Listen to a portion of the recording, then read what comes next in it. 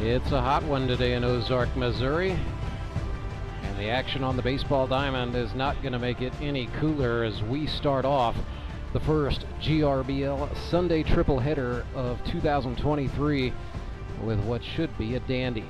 A clash between two undefeateds. One team will walk out of the stadium today in sole possession of first place in the Grip and Rip Baseball League South Division. It is the Branson Showman taking on the Nixa Suckers. Both clubs coming into this contest 1-0, fresh off of wins in their respective season openers. Well, hello once again, everybody. I'm Rantzberger, and we welcome you in to U.S. Baseball Park, where, other than the action on the field between two teams trying to take an early lead in the standings, the big story is the weather.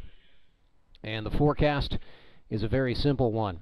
Sunny and hot. Right now, we're at 92 degrees here in Ozark, Missouri. The heat index up at 102, aided by 56% relative humidity. If there's any good news, it's that the humidity should drop as our day progresses. We've got winds blowing in steadily out of the west-northwest between 8 and 9 miles per hour. So there is a little bit of breeze out on the field, but make no mistake, this artificial turf draws in the heat and holds it. It's going to feel like it's about 120 degrees for the players on the field. So visited briefly with both managers, Cole Rourke for the Branson Showman, Courtney Spitz for the Nixa Suckers. The plan for the day is to rotate players, to substitute quite a bit, taking advantage of the fact that the GRBL's rules for subbing are a little more liberal than what you might see in affiliated minor league baseball.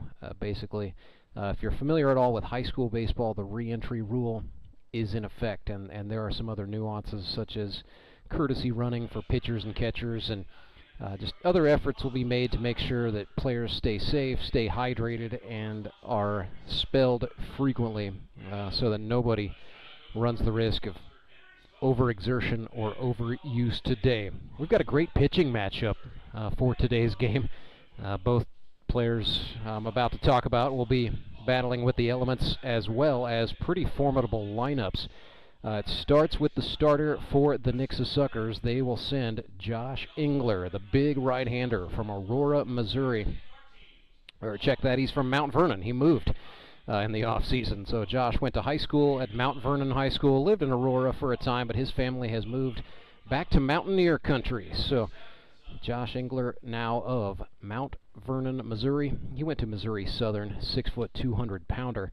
In the Suckers season opener a week ago, 3 innings pitched, gave up 3 earned runs. That was by way of a long ball off the bat of the Ozark Mountain Ducks' Justin Parker. Allowed 3 hits, struck out 2, and after giving up 3 in the first inning, pitched a couple of scoreless innings before he was relieved.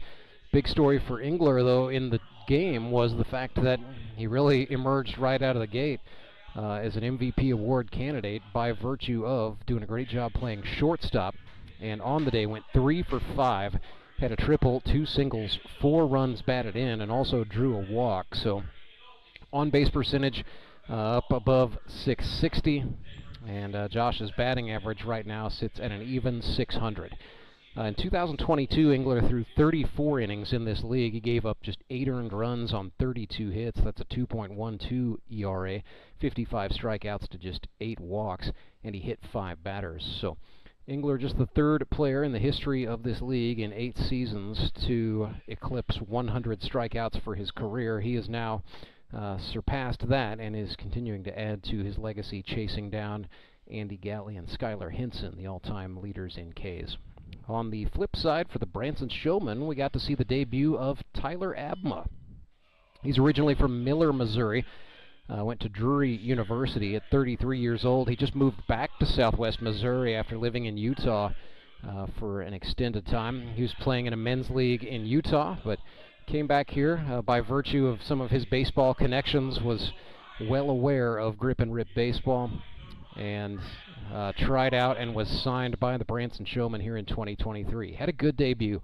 5 innings pitched. That's the maximum that a pitcher can throw in a game here in the GRBL. He gave up 1 earned run on 5 hits, and he struck out 9. What was really impressive is that he went out for his 5th inning of work and struck out the side. So 3 of those 9 strikeouts occurred in Abma's 5th and final inning of work. He also swung a good bat, by the way. 3 for 6 with a run batted in, had a double and a run scored. He's a good pitcher and a good all-around ball player. In college, he was primarily a pitcher. Recorded 116 and 2/3 innings in 40 appearances for the NCAA Division II Drury Panthers. Had an ERA that was at 7.66. But growing up, in Miller, as a lot of small-town ball players are, had to play both ways out of necessity, and is really relishing the opportunity to do that here in the Grip and Rip Baseball League.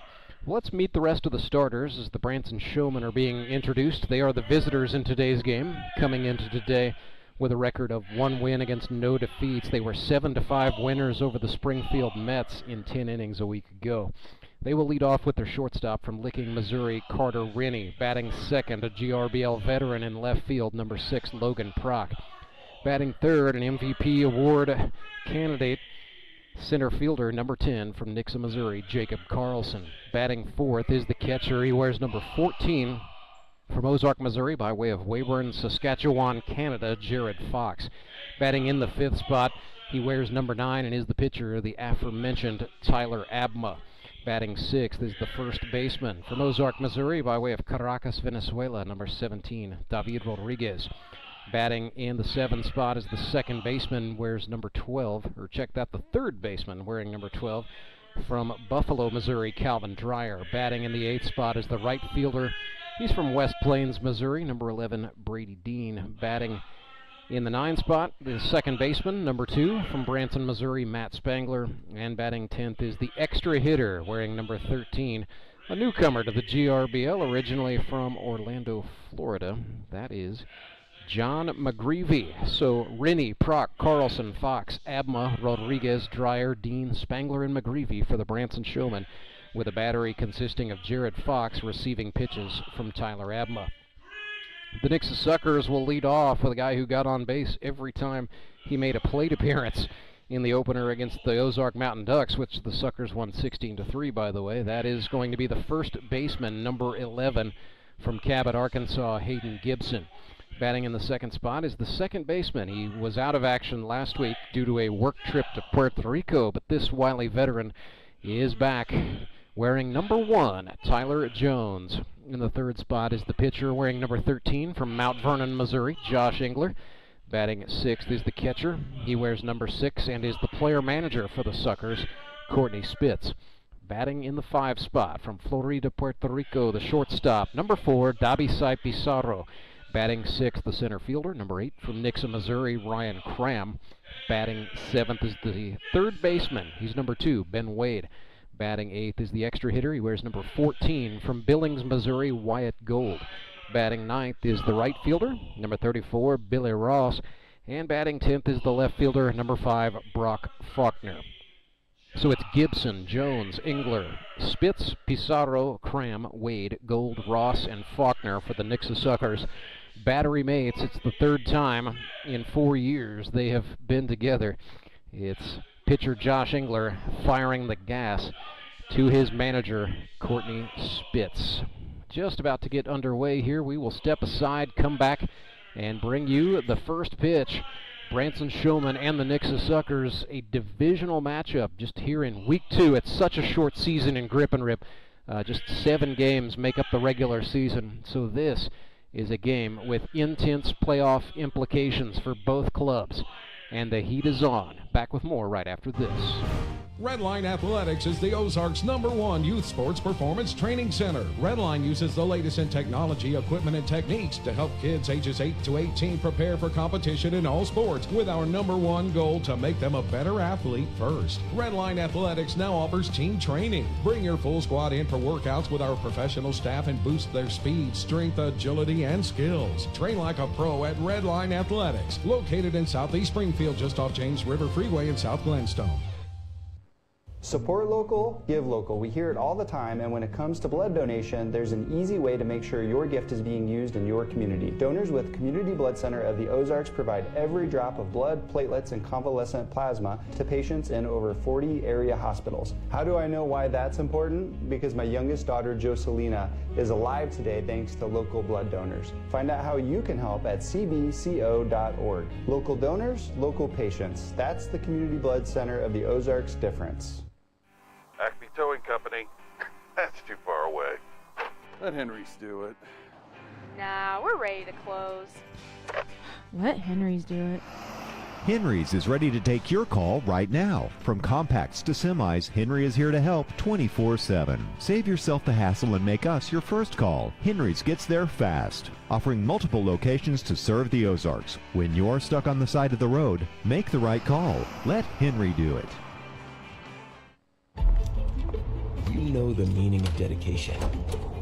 The early mornings and the late nights spent pursuing your dream. The commitment and passion to turn those dreams into reality. That spirit of dedication is why Central Bank is always there, working behind the scenes, helping you navigate those twists and turns in your journey with solutions that are tailored to meet your business needs. Central Bank. We do business better.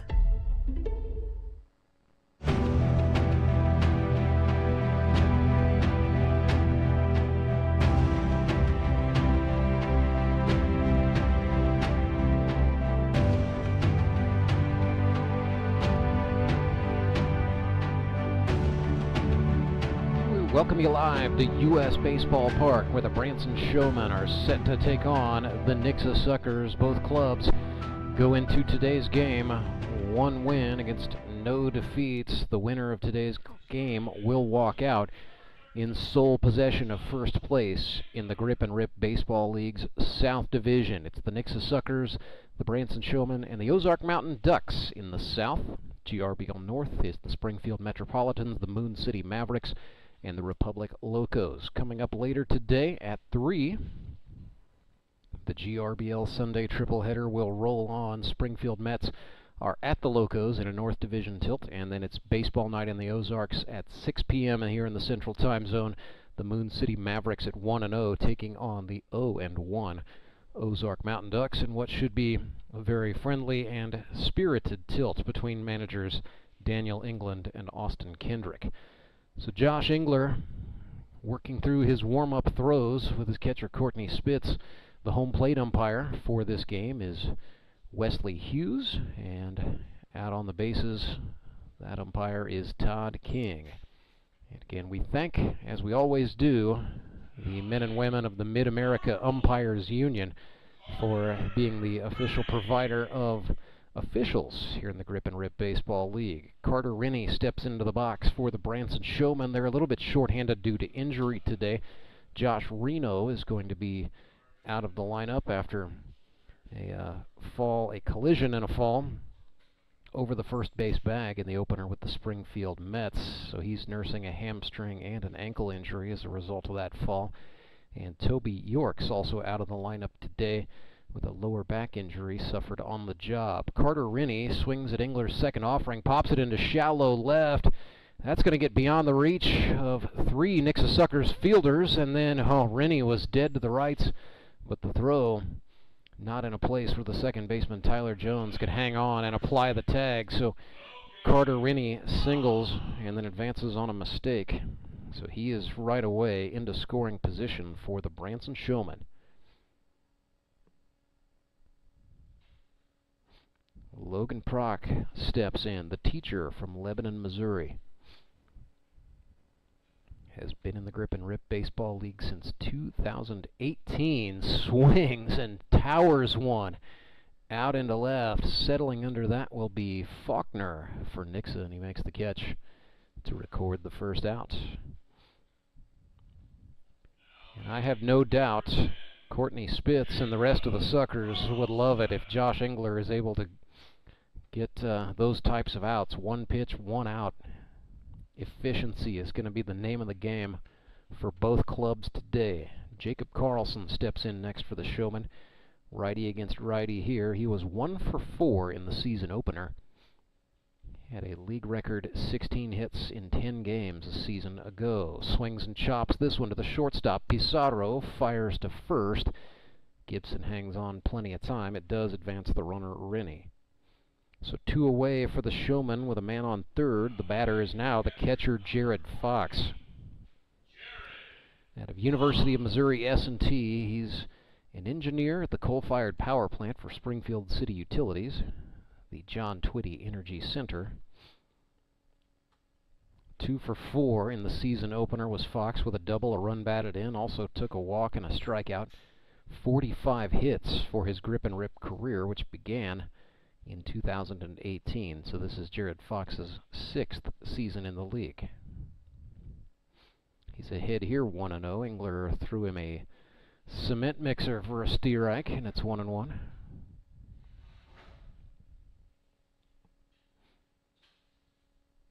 Jared Fox will try to bring Carter Rennie across. The 1-1 swung on. This is fouled off. Up into the seats on the third base side. If anyone's willing to go and fetch that, it is worth a quarter. Although, well, there we go. See a youngster enticed at the financial gain. The 1-2 swung on. This is going to get through on the right side. Rennie scores. It's 1-0 Showman. Jared Fox doing the job with a single out into right field. Get him on, get him over, get him across. A little small ball for the Showman. Taking off here. So that ribby for Jared Fox, his 2nd of the season. He's already got 3 hits for the campaign. He had 11 of them a season ago, had 11 in 2021 as well. So Jared Fox just gets better as the calendar unfolds. Tyler Abma looked at a strike there from Josh Engler. He was 3 for 6 in the season opener. That's about all I can tell you about Tyler Abma as a hitter, although he did tell me he batted quite a bit when he was living in Sandy, Utah, and playing in a men's league there.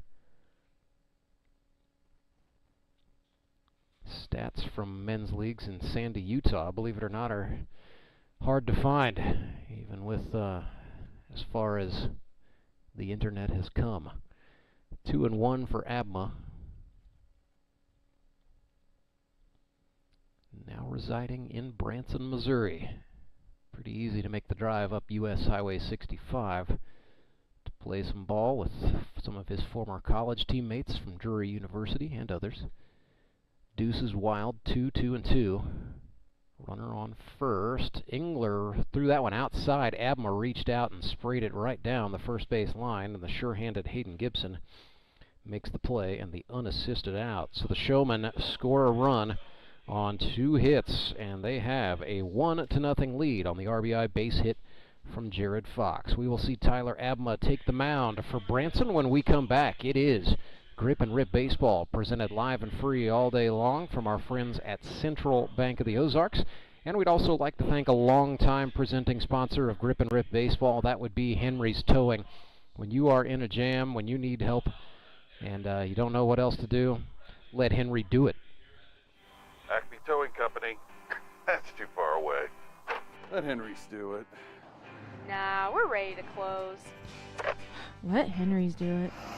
Henry's is ready to take your call right now. From compacts to semis, Henry is here to help 24/7. Save yourself the hassle and make us your first call. Henry's gets there fast, offering multiple locations to serve the Ozarks. When you're stuck on the side of the road, make the right call. Let Henry do it.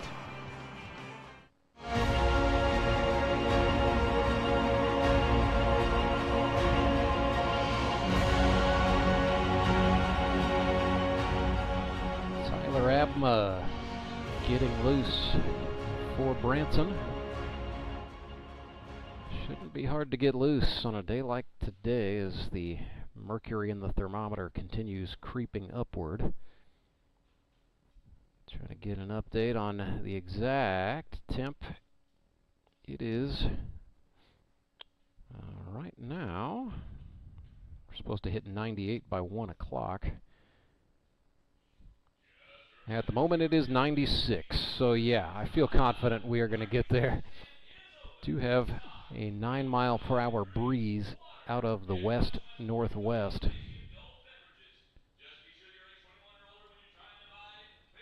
And that is actually a crosswind today with the way U.S. Baseball Park is set up. The foul lines are actually true north-south. If you look at the map, U.S. Highway 65 is not a true north-south road as it passes by the stadium, but the foul lines do run east-west, north-south. So we've got a breeze blowing in from left field and from third base across toward first and right. Hayden Gibson steps into the left-handed batter's box for the Nixa Suckers with a perfect on-base percentage for the year. He was 1 for 1 against the Ozark Mountain Ducks, took 3 walks and got hit by 2 pitches. So doing the job of a leadoff man, getting on base every time. Tyler Abma missed high to make the count 1-1. As a matter of fact, the Nixa Suckers took 14 walks in a 16-3 victory over the Mountain Ducks last Friday night. Certainly not a recipe to win too much if you're giving away 14 base runners like that. But the Suckers took full advantage, it has to be said. Hayden Gibson has worked ahead here. It's 2-1. Checked it. I'm sure he's glad he did. That was a ball high.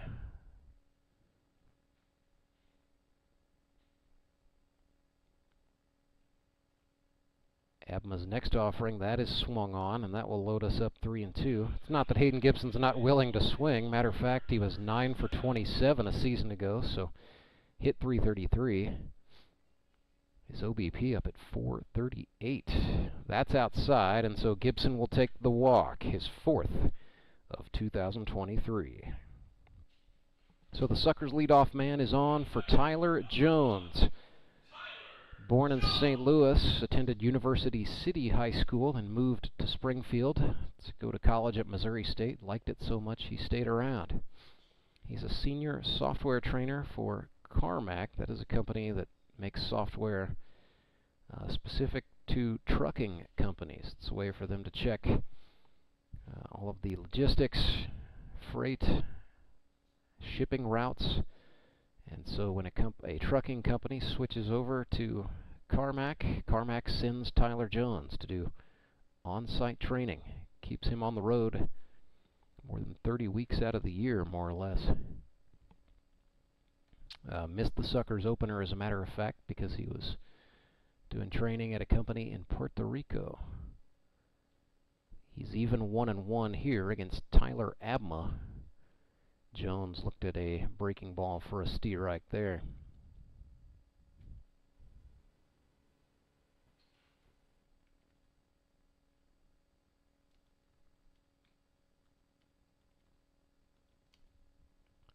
Tyler Jones, down on strikes he goes, looking. First out for Tyler Abma, and it's going to bring up Josh Engler. Big number 13 had 3 hits in the season opener. Josh Engler in an odd-numbered year is usually not a guy to mess with. In 2021, he had 12 hits.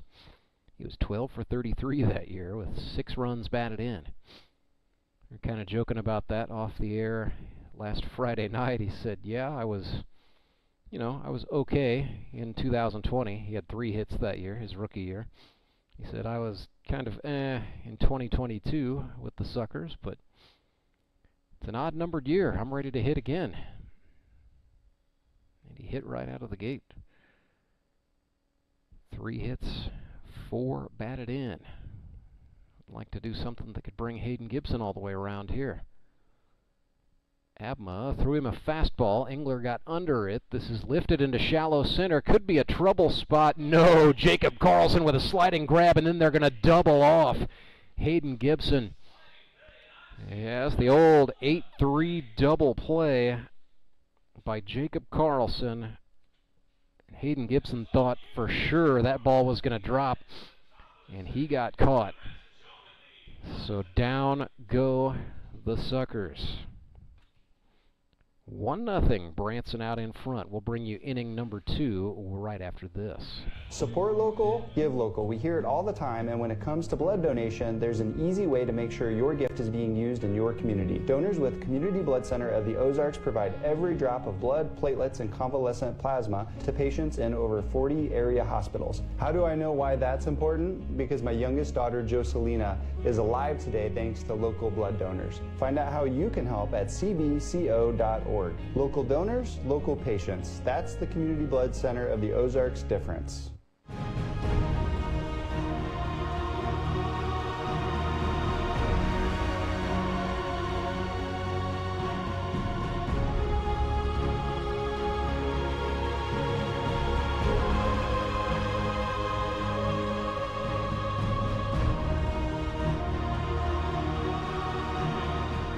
High-octane Josh Engler back to the mound for the Nixa Suckers. He is, by trade, a wholesale fuel salesman, works for Often Petroleum. Long-time supporter of Josh's playing career and a lot of fans of Grip and Rip baseball. So I'd like to say a special thank you to everyone over in Mount Vernon, Missouri in the petroleum business. Keeping Josh Engler's gas tank full as he makes the drive back and forth to play out here on Sundays, and usually brings a crowd with him as well. He will face David Rodriguez, Calvin Dreyer, and Brady Dean this inning. Matt Spangler would come to the dish in the 9 spot should anyone reach safely. David Rodriguez, originally from Caracas, Venezuela. He is a real estate loan officer by trade. Swings and puts this one into left field. Brock Faulkner there to make the catch for the Suckers and get the out.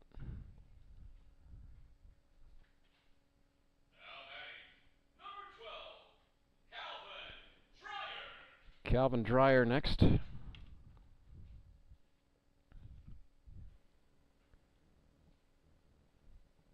The water line installer and beef cattleman from Dallas County. Ahead 1-0 here, make it 2-0. Calvin was 1 for 4 in the opener for Branson. Also struck out 3 times, which is something he's working on. Usually he puts it into play. As he does this time, it's popped, but Josh Engler just had to take a few steps off the mound to get the catch and the out. So 2 batters, 2 pop-ups, total of 4 pitches for Josh Engler. He will face Brady Dean. And Brady Dean hit .298 as a rookie with the Showman a season ago. But his on-base percentage was .625. He walked 10 times and got hit twice. Looked at a strike there, so Engler, familiar with Brady Dean's approach, not wasting any time, throwing him a fastball. That was an off-speeder outside. Looked like a slider that didn't break.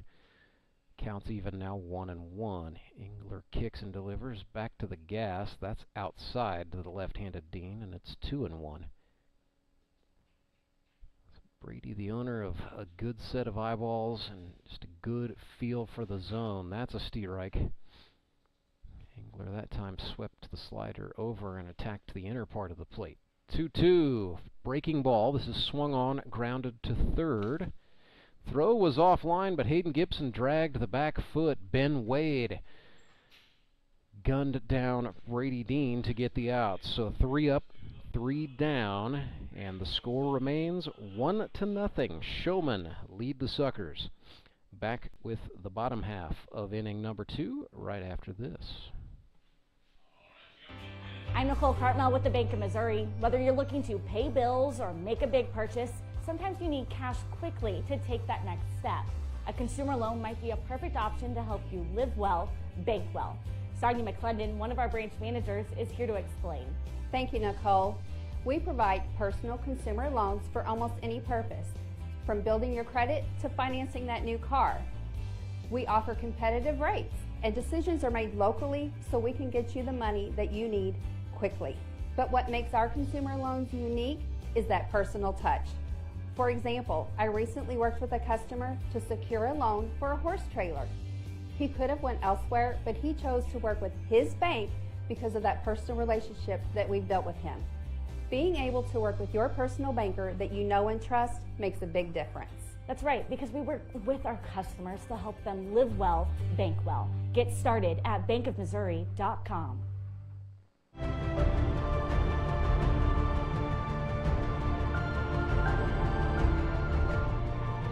Courtney Spitz, Dobby St. Pizarro, Ryan Cram due up for the Nixa Suckers here in the bottom of the second. 4, 5, and 6 hitters for the Fish. They trail the Branson Showman 1-0. So we are rolling along the GRBL Sunday triple header.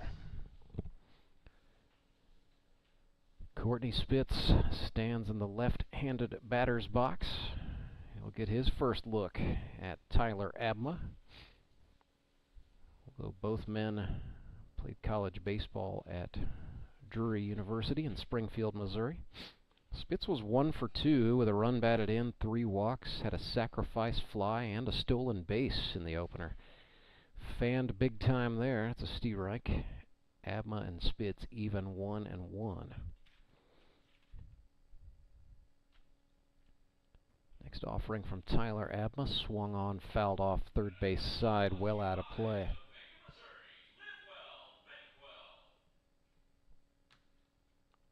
So 1-2, Abma in front. See if he goes to the off speed here. Kicks and deals. Nope, that was a fastball that ran way in. Abma took a longer than usual walk after getting the baseball back. So 2-2.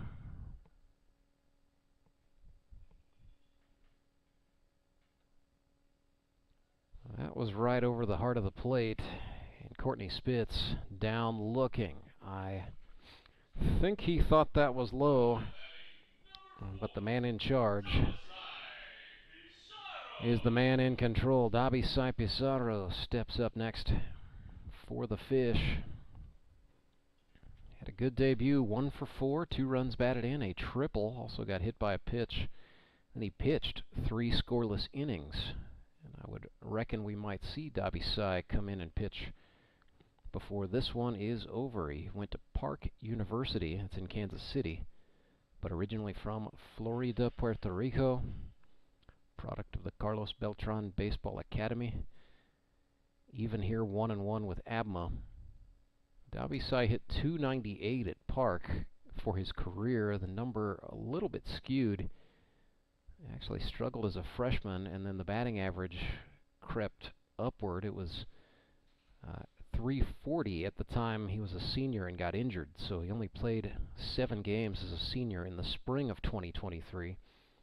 And then missed the remainder of his college career. Swings and pops this one up. It's going to stay on the playing surface. Jared Fox, the catcher, and that drops to the turf, so foul ball. Calvin Dreyer, the third baseman, Jared Fox, the catcher, unable to come to agreement on who was going to take that one, and then no one did. So Dobby St. gets a little bit of new life here. See, I was visiting with Pizarro about what that was like to have such a promising senior year of college baseball taken away from him, and he said he's just grateful to have found a way to extend the career here in the grip and rip. And out here, as it's now 3-2, that ran way in. He said, I'm not worried about numbers. I'm not worried about, what opportunities I get versus what I don't get. I'm just going to try to go have as much fun as I possibly can out here. Full count. Took a walk. So Pizarro is on. And Ryan Cram comes up next for Nixa. He's originally from Nixa, 22 years old, an HVAC installer. 2 for 6 in his GRBL debut a week ago. Batted in a couple of runs and scored 1. See if he can move Dabisai Pizarro over with one out. Abma sailed one up and out of the zone.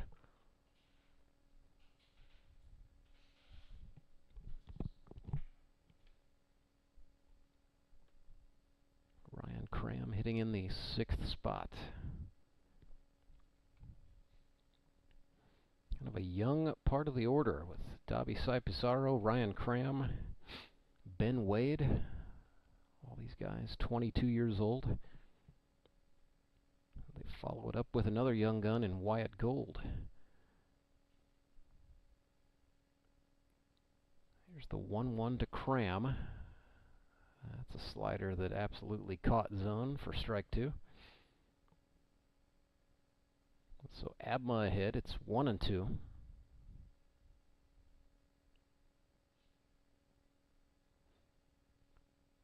From the midsection, fires home. That's a fastball. Cram just touched it back. Foul. Ricochets off the wall all the way back out to the right side of the infield. And the field umpire, Todd King, wanted to stop and have a look at that before giving it back to Abma. Baseball passes inspection. Abma is back to the rubber. Another 1-2 coming to Ryan Cram, 5th pitch of the plate appearance. Abma, check throw. It's a nice looking move, but the throw pretty light. No real chance of a pick there. Comes home, got Cram to reach out, swing and a miss. Tyler Abma has his 2nd strikeout of the day. Puts 2 outs on the board here in the bottom of the 2nd, and it brings up Ben Wade for Nixa. Originally from Kansas City, Missouri, where he went to St. Pius X High School.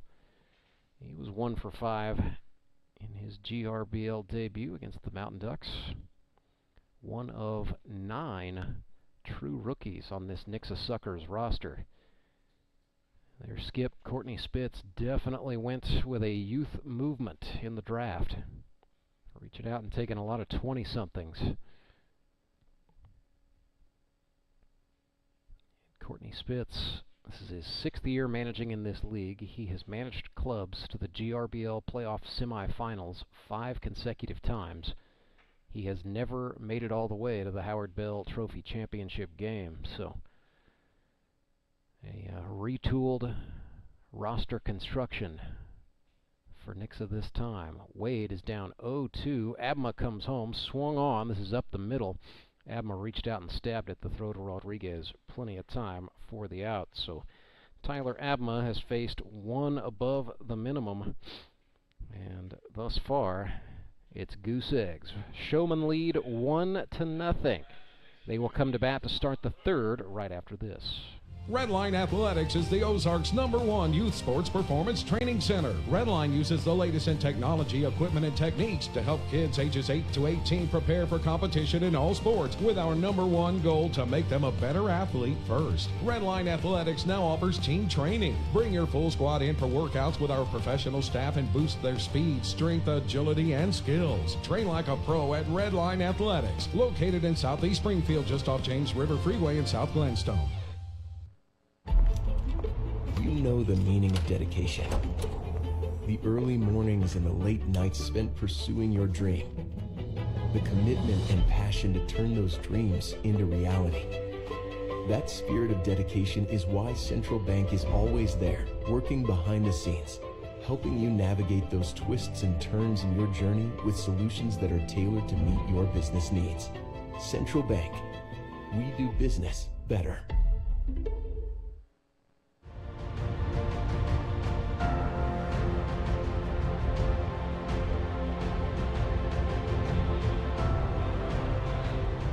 Abma versus Engler has been a pretty good pitching matchup thus far. Just as good as I build it to be in the pregame show. I love it when that happens. Rantzberger back with you live at US Baseball Park, where the Branson Showmen are up 1-0 on the Nixa Suckers. Josh Engler, Nixa right-hander, back to the hill to get us started here in inning number 3. Matt Spangler, John McGreevy, and Carter Rennie scheduled to bat for Branson this inning. Engler's first throw to Matt Spangler is outside. And Matt lives in Branson, Missouri, where he works for Capital Vacations. Swings and lifts this one in the air to left. Charging in to get that is Brock Faulkner. And the plumber makes the catch for the first out. Here's John McGreevy. He is the extra hitter. Something a little bit different here in Grip and Rip. 10-man batting orders. Teams can use both a designated hitter and an extra hitter, or an EH. Although the Showman today not employing the DH at the moment, electing to have Tyler Abma bat for himself. So McGreevy is the EH. Swings and grounds this one to the third baseman. Wade up with it. Fires the throw on the run to first in time. Hayden Gibson hanging on over there. It's Ben Wade's second assist in this game. Back to the leadoff spot we go, and here comes Carter Rennie from Licking, Missouri. When he was a high schooler, Cole Rourke, the assistant coach at Licking High School, helped guide Carter's career. So when Carter turned 21 and was eligible to play in the Grip and Rip, it was Cole Rourke who recruited him over here. And it was Rourke who jumped on him in the draft. Helped him turn into a Rookie of the Year candidate straight away.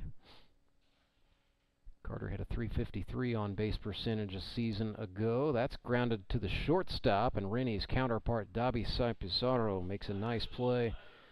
3 up, 3 down. Suckers infielders getting it done. They will come to bat, trying to claw their way back. It is 1-0. Showman out front, but the Fish come to bat right after this. If you and I knew plumbing, you and I would never need to call United Plumbing, UNITED. But you and I can't fix a pipe or a faucet filled with lime, so we always call United, and they're there right on time. You and I once tried it, then decided to call United, treating you and I the way you and I would want to be. So call United Plumbing, UNITED. United Plumbing. Acme Towing Company. That's too far away. Let Henry's do it. Nah, we're ready to close. Let Henry's do it. Henry's is ready to take your call right now. From compacts to semis, Henry is here to help 24/7. Save yourself the hassle and make us your first call. Henry's gets there fast, offering multiple locations to serve the Ozarks. When you're stuck on the side of the road, make the right call. Let Henry do it.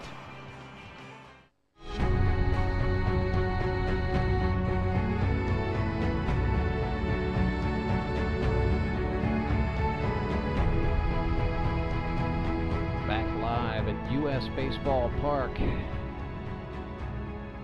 35 minutes, actually 33 minutes into this game, and that mercury in the thermometer starting to flirt with a 3-digit number, 100.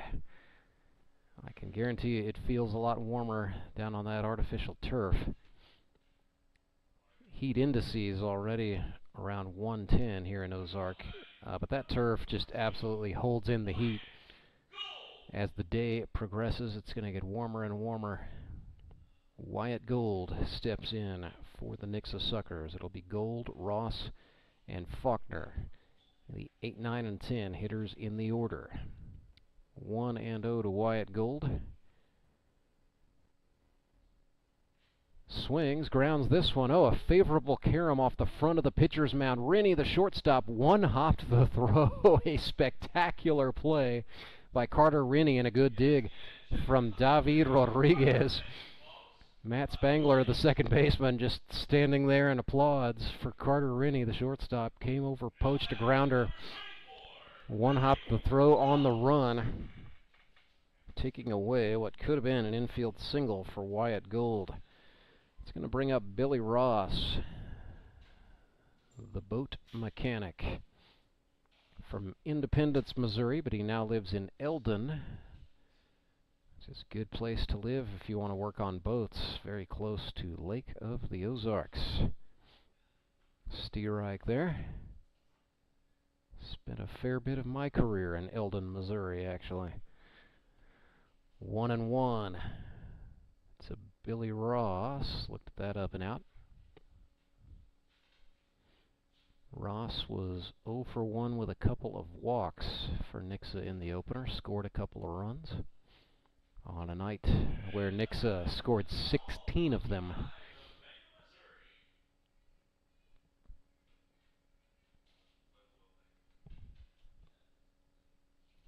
Two and two. Tyler Abma kicks, rocks, deals, swing and a miss. Nothing fancy there. Just took the fastball up the ladder and down on strikes goes Billy Ross.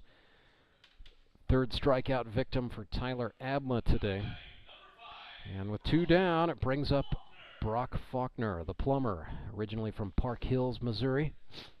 Now resides in rural Nixa, working for United Plumbing. I'd like to thank United for sponsoring Brock's play this year. Back in the grip and rip after a 4-year hiatus. Last played for the Sumit's Hot Yoga Yogis in 2019.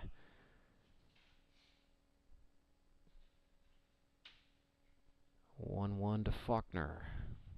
Sucker's left fielder looked at a strike on the outer half. Abma continuing to attack. 1-2. Off speeder goes outside. So the count's even. 2 outs, 2 balls, 2 strikes. Abma's pitch, that's going to go low. Full up here.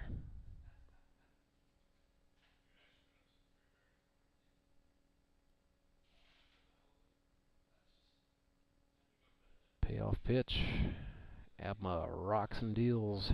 That is on the outer half. So Faulkner takes his 3rd walk of 2023, the comeback season.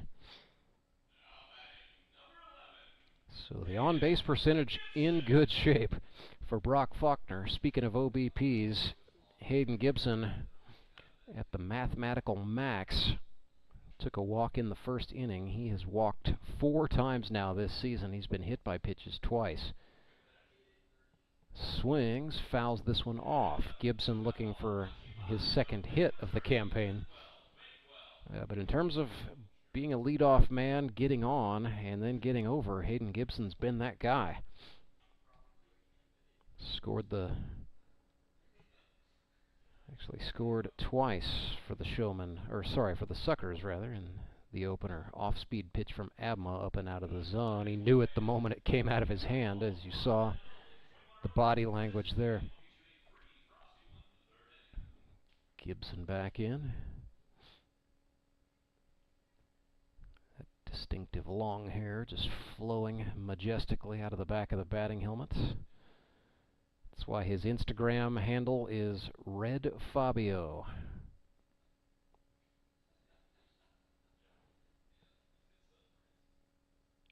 One from Abma.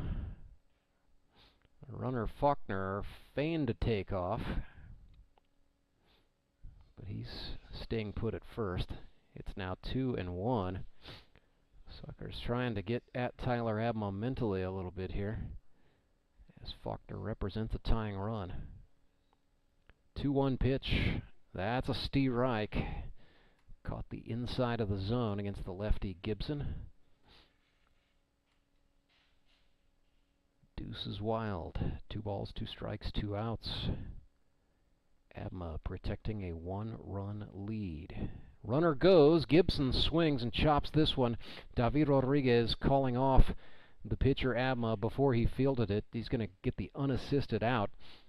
And that is 3 outs. So the inning is done. Tyler Abma gave up a base runner, but another bagel ultimately goes on the scoreboard. It is Branson 1, Nixa nothing. Back with inning number 4 right after this. I'm Nicole Cartmel with the Bank of Missouri. Whether you're looking to pay bills or make a big purchase, sometimes you need cash quickly to take that next step. A consumer loan might be a perfect option to help you live well, bank well. Sonia McClendon, one of our branch managers, is here to explain. Thank you, Nicole. We provide personal consumer loans for almost any purpose, from building your credit to financing that new car. We offer competitive rates, and decisions are made locally so we can get you the money that you need quickly. But what makes our consumer loans unique is that personal touch. For example, I recently worked with a customer to secure a loan for a horse trailer. He could have went elsewhere, but he chose to work with his bank because of that personal relationship that we've built with him. Being able to work with your personal banker that you know and trust makes a big difference. That's right, because we work with our customers to help them live well, bank well. Get started at bankofmissouri.com.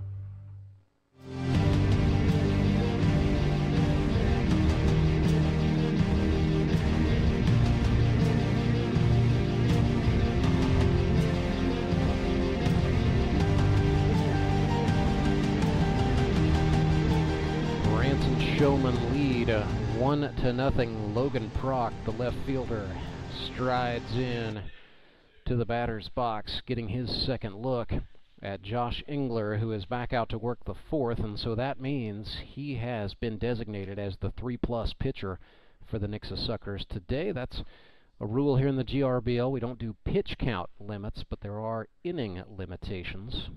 So Josh Engler with the 3+ tag can pitch this fourth inning. He can come back on and pitch the fifth, should Nixa elect to do that. And then they will have to make a change. Prock pops this one up.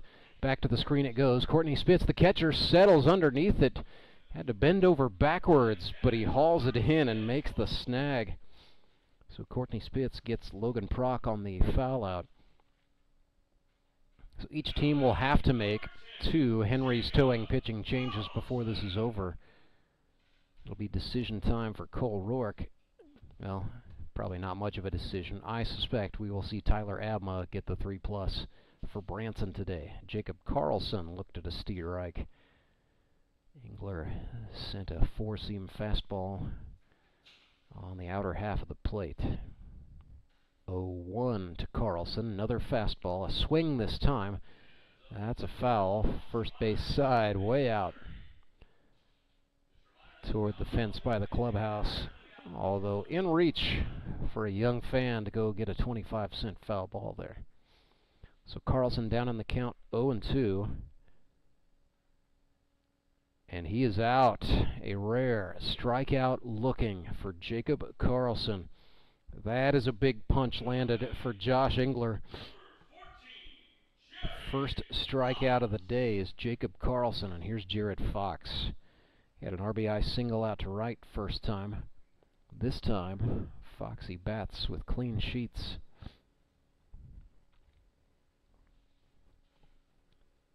Nixa catcher ahead here, 1-0. 3 for 5 on the season is Fox. Turns on a curveball. Nice pickup by the third baseman. That's Ben Wade. A little stumble, but he gunned the throw over to first in time. And that was Clay Odell who came on to play first base that inning, hanging on to the throw from Wade. So the 5-3, 3 up, 3 down for Josh Engler. And the Suckers will try to make some noise in the bottom of the fourth, trailing the Showman 1-0. Support local, give local. We hear it all the time, and when it comes to blood donation, there's an easy way to make sure your gift is being used in your community. Donors with Community Blood Center of the Ozarks provide every drop of blood, platelets, and convalescent plasma to patients in over 40 area hospitals. How do I know why that's important? Because my youngest daughter, Joselina, is alive today thanks to local blood donors. Find out how you can help at cbco.org. Local donors, local patients. That's the Community Blood Center of the Ozarks difference.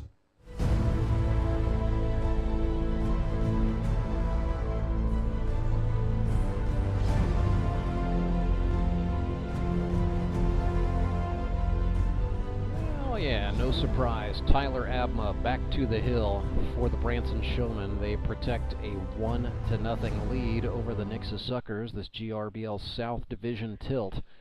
Both of these teams came into today 1-0. This is the only matchup today between 2 unbeatens. Coming up later today at 3 o'clock, it will be the Springfield Metropolitans at 0-1 against the 0-1 Republic Locos. Then at 6, it's the 1-0 Moon City Mavericks taking on the Ozark Mountain Ducks on baseball night in the Ozarks. Andy Galley and Skylar Henson, the league's top 2 all-time leaders in strikeouts, will get the starts for those respective clubs. Pretty tasty pitching matchup there. So Dabisai Pizarro strides into the left-handed batter's box. Or check that. That is Tyler Jones. It'll be Jones, Engler, and Spitz. Looked at the wrong part of the card there. My apologies to TJ. Abma rocks and deals. Did not catch the outer half on the lefty Jones. Won the Gripple Crown. It was the first time that happened in 2021 as a member of the Moon City Mavericks, leading the league in hits, average, and home runs. He was 14 for 33 that season. Hit .448, and his home run was the only ball to get out of the yard, but it counted. It was a grand slam, as a matter of fact. And what was an outstanding year individually for Tyler Jones, and the Mavericks ended up winning the GRBL championship. So Jones sent backwards, dipped the midsection out of the way, and then sort of fell into the push-up position in the batter's box, avoiding contact with Tyler Abma's pitch. So Jones is ahead 2-1. Abma threw him a slider for a strike. It's 2-2. Jones steps out. Now back in. 2-strike pitch from Tyler Abma is a curveball up the middle, off the glove, and into the bare hand. Tyler Abma, razzle and dazzle, making the catch in the out. I hope he's okay, but yeah, just a what just happened there. We're going to have to go back and look at that line out again. It was a liner. Tyler Abma was recovering from the delivery position. Looked like the ball ricocheted sort of off the heel of the glove, and then he caught it in his bare throwing hand. Josh Engler looked at a strike. Flew out to center last time. Sliding grab by Jacob Carlson, as a matter of fact. 0-1 is up and out.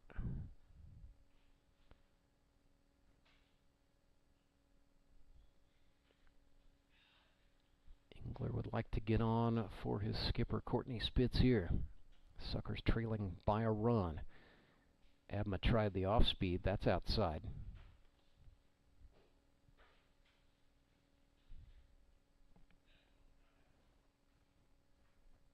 Next offering from Abma to Engler is a strike thrown. Nothing fancy there, but Josh was on the take. So the count's even 2-2. Engler now 3 for 6 for the campaign. Watches that one hit the dirt, or in this case, the shorter cut of brown turf. Count is full. Abma looks over the glove. Here comes the payoff pitch. That is down, and Josh Engler will take the free pass. 4th walk of the day for Abma. If you could say one thing to the negative about his pitching performance, that would be it. But the Suckers continue to draw walks at what may just be a record clip. So Courtney Spitz wears number 6, stands in. Suckers are running Adam Barton for the pitcher Engler here. Spitz swings. This is flaring, tailing, foul just beyond the reach of the third baseman for the Showman, Calvin Dreyer.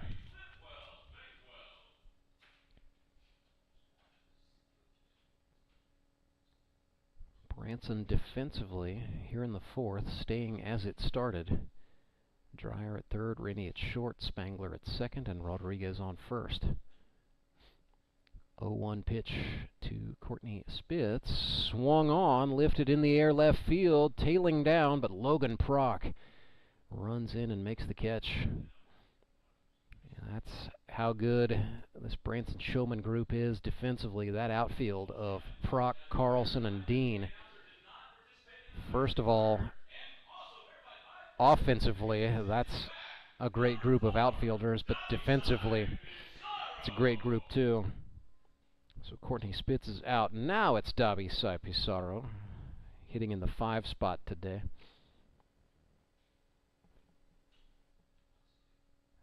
Out of Park University. With a runner on, Tyler Abma starts Pizarro off with a fastball outside. Pizarro drew a walk his first time. So right now Tyler Abma, 3 strikeouts, 4 walks. But the Suckers have not scored. Swing and a miss there. Good change from Tyler Abma. Taking advantage of perhaps an aggressive swing from Davi Sai. Davi, as his teammates have taken to calling him. Fastball swung on, lifted foul. This is tailing just into the upper section of seats. Not a lot of folks opting for the aluminum today. Most of the fans either going under, there are a couple of sunshades in the upper level, but we're seeing a lot of umbrellas and a lot of folks getting their $5 worth going down into the lower blue plastic composite. Really not a bad seat in the house to be had here at US Baseball Park, but if given the choice, I like to go lower. Swing and a foul ball. That's going to tail. Kind of interesting. It is of course open seating here in the GRBL, but supporters of the teams tend to congregate together. So we've got Suckers fans predominantly on the first base side. A lot of Showman faithful on the third base side today. And a lot of fans watching right here on YouTube. We appreciate each and every one of you. Make sure you like, share, subscribe. Don't miss a minute of GRBL baseball all season long. 2-2-2. Pizarro fouls it back. How frustrated with himself. Perhaps thinking that's the closest thing to a cookie he's going to see from Tyler Abma.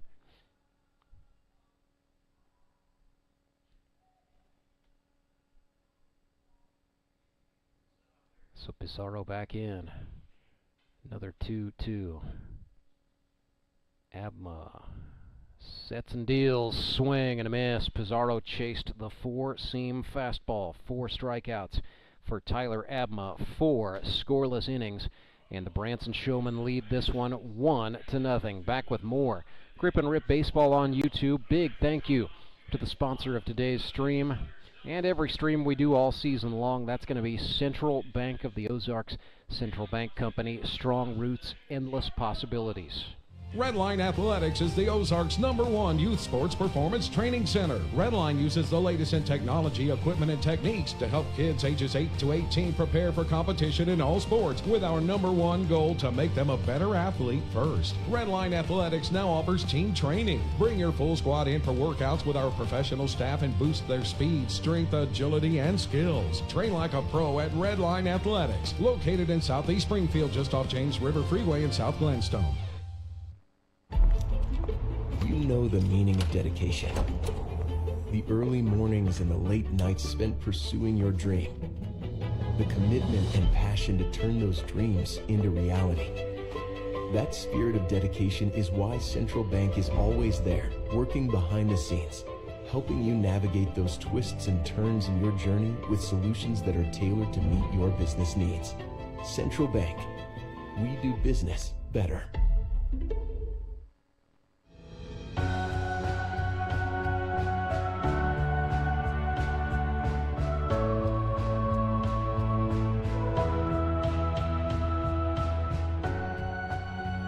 Josh Engler back out for a 5th inning of work. This will be the final inning he's eligible to pitch. He will face Tyler Abma, David Rodriguez, and Calvin Dreyer of the Branson Showman, who lead 1-0 here at the start of inning number 5. This game 55 minutes old. First pitch to Tyler Abma was a bouncer that got away from the catcher Spitz. So it is 1-0. Swing. This one is lifted into right, tailing, but not beyond the reach of Billy Ross. The boat mechanic from Eldon, Missouri runs it down and records the out. So here's David Rodriguez, the home loan expert from Caracas, Venezuela. Sometimes it is handy if you're looking to buy a house to work with a loan officer who can also speak 3 languages: Inglés, Portugués, y Español. David Rodriguez, una bola. Tyler Abma.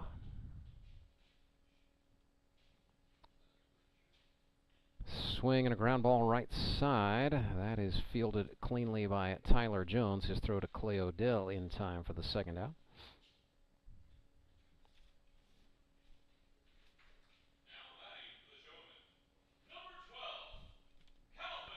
Taking a look around, and I think bringing in Clay Odell, that's been the only defensive move for the Suckers so far. They're still using Faulkner, Cram, and Ross in the outfield. Infielders are still, well, check that. I believe they've lifted Ben Wade as well. Yep. So that is Wyatt Gold playing third for the Fish. Calvin Dreyer is in an even count.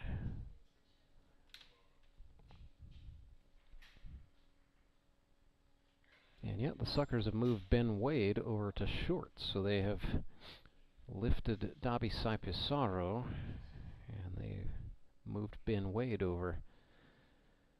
Doesn't matter as Josh Engler gets the strikeout. So 3 up, 3 down. Josh Engler's day on the pitcher's mound is done.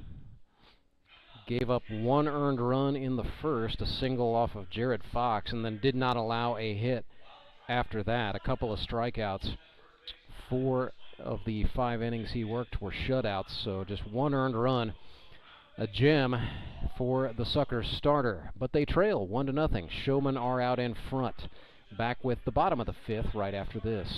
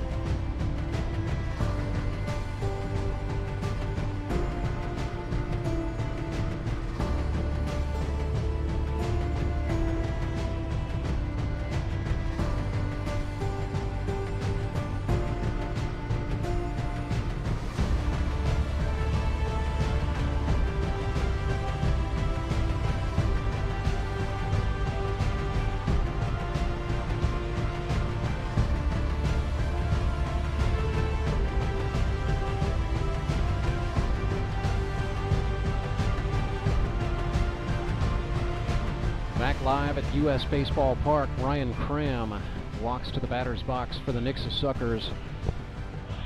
They trail 1-0 at the hands of the Branson Showman.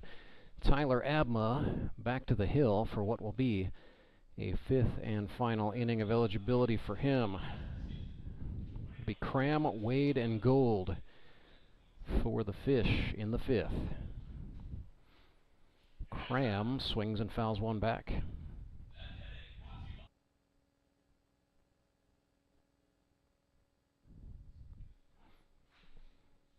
So Ryan Cram struck out first time. That was in the 2nd. Shows bunt. Abma off the hill, fielded it cleanly.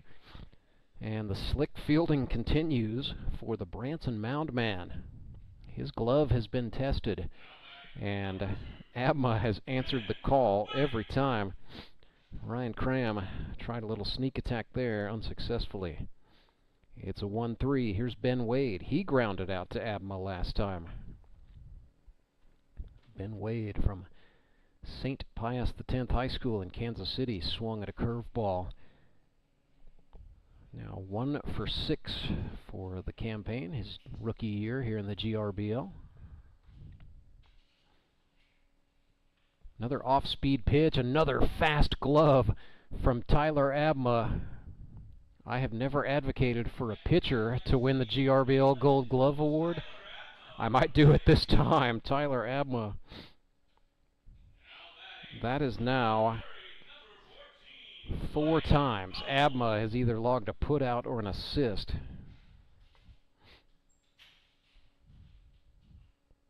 The Suckers are making him work. Activity in both bullpens. Calvin Dreyer getting loose for the Branson Showman. Dobby Sai Pizarro warming for the Nixa Suckers down in the right field bullpen. So business will pick up with a couple of pitching changes. Goodness sakes, Wyatt Gold lost the baseball bat, went way up into the net on the third base side. So he'll take a little bit of a walk to think about what he just did before he faces a 1-1. So Wyatt Gold goes up there, old school, no batting gloves. Probably just a little bit of an allegedly legal substance on the bat grip. But that's it. Likes that natural feel. Abma throws him a 1-1. That's outside. So Wyatt Gold from Billings, Missouri, then went on to Mineral Area College. Sells trailers, flatbed trailers, for a company out of Billings. Looked at a strike there. It's pretty lucrative. Lots of folks are hauling things on flatbeds in this part of the country. Here's the 2-2 to Wyatt. That's outside. We're full up. So it's the pitcher from Miller and the batter from Billings. Good fight here. 3-2. Payoff pitch. Swung on. Down on strikes he goes. And Tyler Abma punctuates a gem with a strikeout. 5 of those on the day. 5 shutout innings of no-hit baseball. Tyler Abma, just his second grip and rip game, throws a 5-inning no-hitter. That, my friends, is as good as it gets. So the Showmen lead 1-0. A couple of pitching changes to tell you about when we come back. It is Grip and Rip Baseball, live and free, right here all day on YouTube. You know the meaning of dedication. The early mornings and the late nights spent pursuing your dream. The commitment and passion to turn those dreams into reality. That spirit of dedication is why Central Bank is always there, working behind the scenes, helping you navigate those twists and turns in your journey with solutions that are tailored to meet your business needs. Central Bank, we do business better.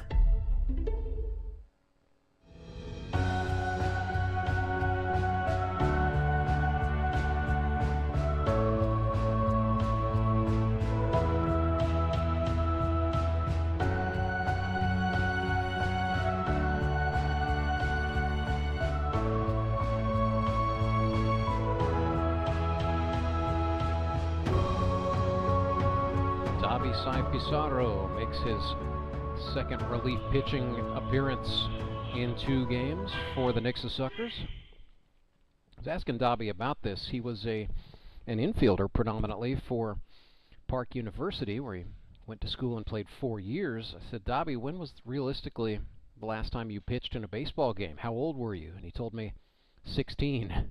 So Dobby at 22 now as he throws a steer-ike to Brady Dean. Back on the pitcher's mound for the first time in a long time, but taking to it, dare I say, as a fish would take to water. Here's a pop-up that stays on the infield. Pitching a tent, camping out, and making the catch is the shortstop Tyler Jones, and the Suckers have moved some furniture around. They've got Alex Locke playing third base. Tyler Jones has gone to shortstop.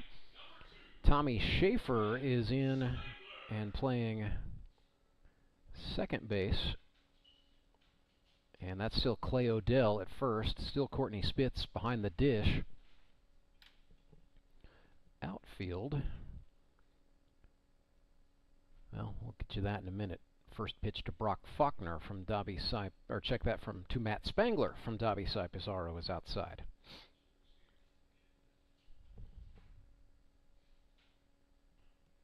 That's swung on, fouled off. 1 out here in the 6th. Showman lead 1-0, but trying to add to it.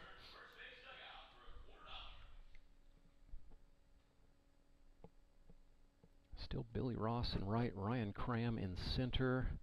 Oh, Spangler checked, but that was just pure paint from Dobby Cy Pizarro. I do believe that is Adam Barton out in left for the Suckers. So benches emptied for Nixa, making sure to get everybody in there. And on a hot day when it's 98 right now, good time to get some guys off the field and get some fresh legs on the field. Spangler reaches out and lines a hot shot, but Clay Odell, 2 steps, glove went up, and the catch is made for out number 2. Odell, the pastor, has been busy on the right side of the infield here in the 6th. See what John McGreevy will do. McGreevy in the right-handed batter's box wears number 13. Lifts this one. It is in the air. Into left it goes. It's a base hit. The Floridian, John McGreevy, is aboard for the Showman.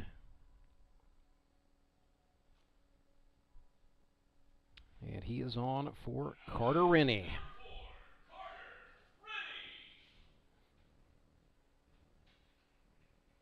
That is the second hit of John McGreevy's grip and rip career. He improves to 2 for 3. Spitz, little hand gesturing there. I'm not sure if he was directing infielders or relaying something to his pitcher, Dobby Cy Pizarro. 2 outs.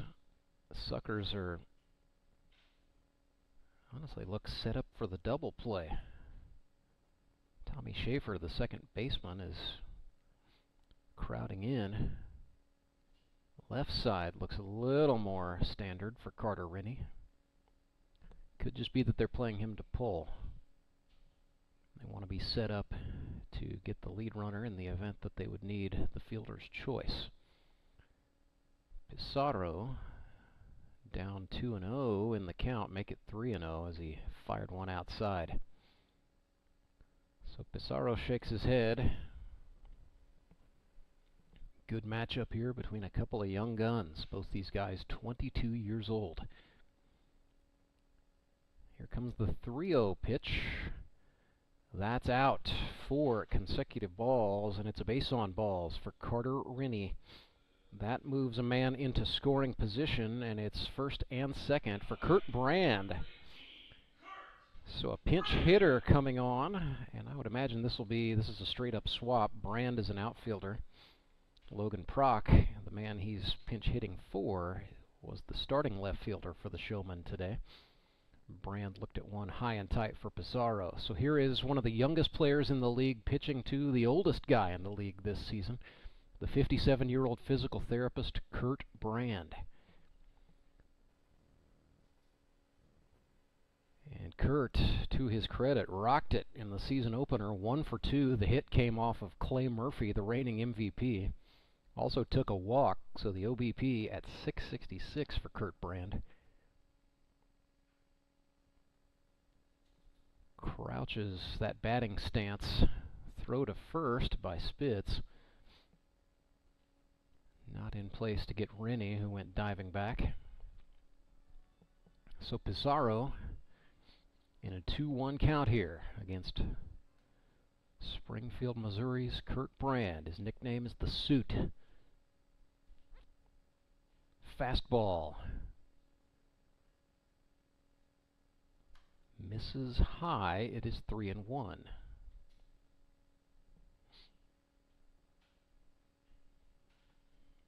Pizarro looks back at the runner at second. That's McGreevy. Now fires home, and that was missed out. He just overthrew it. Back-to-back walks for Dobby Pizarro after giving up the hit. And the bases are juiced for the Branson Showman, and this is the guy you do not want coming up if you are Nixa. Jacob Carlson, 0 for 2 today. However, 16 hits in 10 games. That's a league record. He did it in 2022. He's now 1 for 6 for the campaign. Swings and lifts this one. Well, yeah, he was trying to have all his fun with one swing. It's going to stay on the infield. Spitz stumbled, but he makes the basket catch and the out. That will get Dobby Pizarro out of the jam, and the Suckers keep the score where it is. 1-0. Showman are in front. We head to the bottom of the 6th with the Showman up top. Back with more Grip and Rip baseball right after this. Acme Towing Company. That's too far away. Let Henry's do it. Nah, we're ready to close. Let Henry's do it. Henry's is ready to take your call right now. From compacts to semis, Henry is here to help 24/7. Save yourself the hassle and make us your first call. Henry's gets there fast, offering multiple locations to serve the Ozarks. When you're stuck on the side of the road, make the right call. Let Henry do it. You know the meaning of dedication. The early mornings and the late nights spent pursuing your dream. The commitment and passion to turn those dreams into reality. That spirit of dedication is why Central Bank is always there, working behind the scenes, helping you navigate those twists and turns in your journey with solutions that are tailored to meet your business needs. Central Bank. We do business better.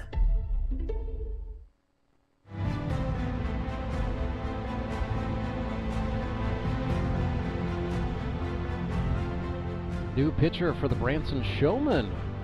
Well, color me mildly surprised. I misspoke earlier. That was not Calvin Dreyer getting warm. I just saw a right-hander and thought, oh, it's got to be Calvin. No, this is Logan Prock, the teacher from Lebanon, Missouri. Out on the hill, trying to protect a 1-0 lead set up by 5 innings of no-hit shutout baseball by the Showman starter, Tyler Abma. So Logan Prock has pitched in the Grip and Rip Baseball League before. Last I can find, it occurred in 2021 as a member of the Springfield Metropolitans. He threw exactly 1 inning, gave up 1 earned run on 3 hits, walked a batter, struck out a batter. That was in an emergency extra innings situation, I believe, but that's been a few years ago. Memory's a little bit fuzzy. Logan Prock's style is definitely going to look a little bit different from what Nixa batters just saw from Tyler Abma. Brings the ball from more of a true, sort of behind his ear. I wouldn't call it a 12 o'clock, more like 11 o'clock. A little bit of a contrast from Abma's 3/4 arm delivery. So here we go. Logan Prock entrusted to protect a 1-run lead in the bottom of the 6th. Billy Ross steps in for the Suckers and looked at a ball outside.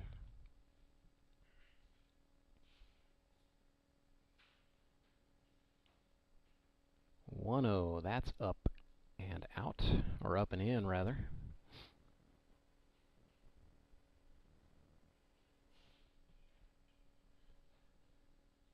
So the Showman keeping Calvin Dreyer at third. And they have put Kurt Brand out in left with Logan Prock coming on to pitch. So Brand playing back out there in left against Ross.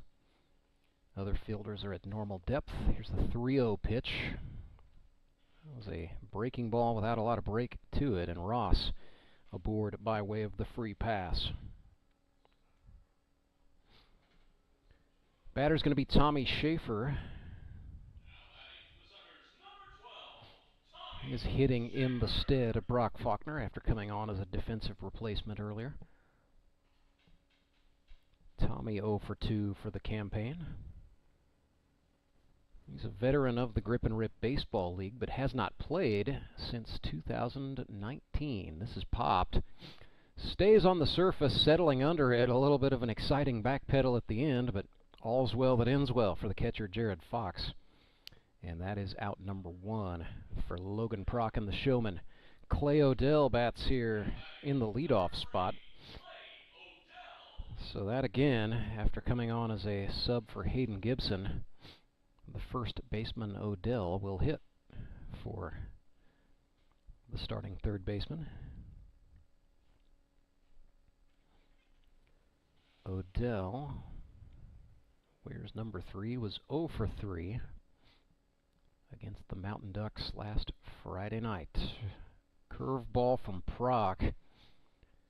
Little too inside for the liking of the plate umpire Wesley Hughes.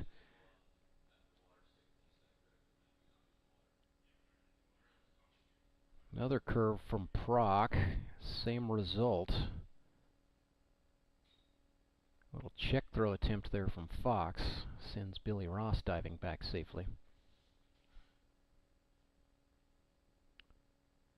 3-0, or it's maybe 2-0 actually to Odell. Swing, and a long one. This is out into left center field. That is off the wall. Carlson with it. Suckers will send the runner. Billy Ross going for home. Rennie fires to Fox. They get the tag, and that keeps the run off the board. Carlson to Rennie to Fox, protecting the shutout and the 1-run lead. Absolute masher off the bat of Clay Odell, but Billy Ross gunned down at the plate.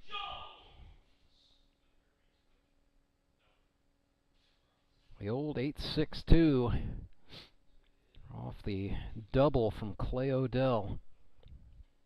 He is in scoring position. 2 outs. Suckers can still do something here with Tyler Jones. TJ looked at one inside. That's going to get out. Time is called.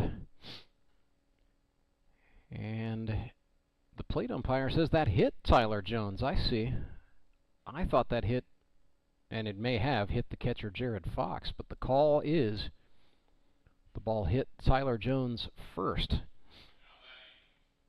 So therefore it's a dead ball. That puts men on first and second. The runner at second in scoring position for the Suckers. Clay Odell just hit a double off the wall. Batter is Josh Engler. Not a bad man to have up in this situation at all. 0 for 1 today with a flyout and a walk, coming off of a 3 for 5 performance 9 days ago. Ahead here 1-0 to Prock. Logan's pitch to Josh Engler swung on, fouled off. Logan Prock working inside against the tall right-hander.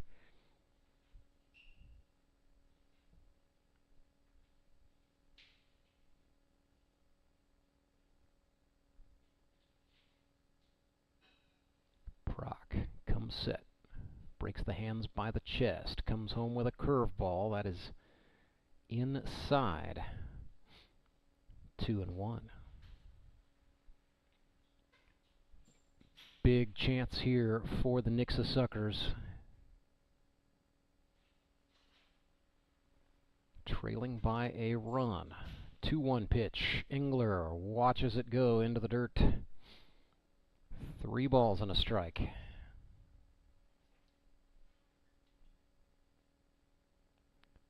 2 outs, 2 men on. 1-run ball game. Logan Prock's pitch swung on. This is grounded left side. Rennie with it for the Showman. Throws to second, and it did not go into the glove of Matt Spangler. Runner going for home. Odell is safe. No play. We are tied 1-1. E6 goes on the board, but the run counts for the Nixa Suckers. It is 1-1. They've tied it.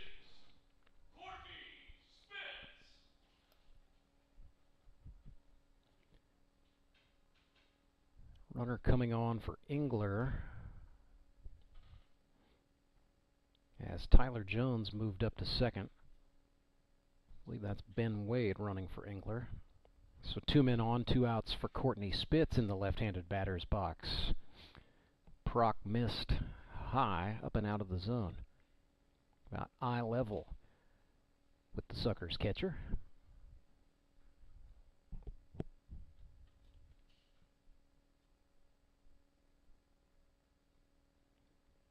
That's in. Logan Prock's got some nice dip on his pitches. Just having a hard time finding the right level. 2-0 pitch. That's a curve for Steve Rank.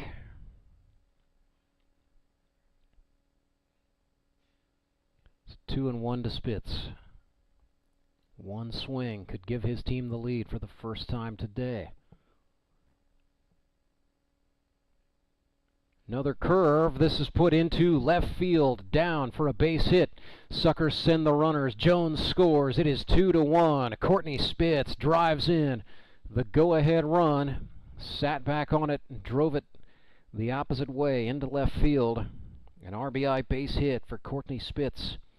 And the Fish are in front for the first time today.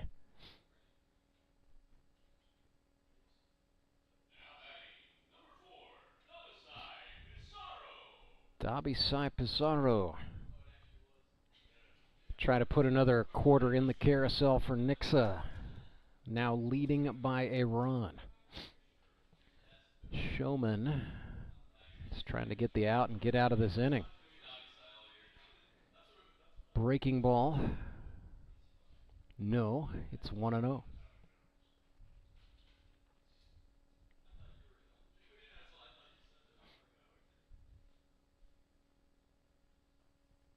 Woo, that hit Pizarro on the left hip. So he will get aboard where he's on for Ryan Cram. Bases are loaded, and now the Showman manager Cole Rourke will go out. He's got his glove in his hand, which would lead me to believe, yeah, Logan Prock just handed him the baseball.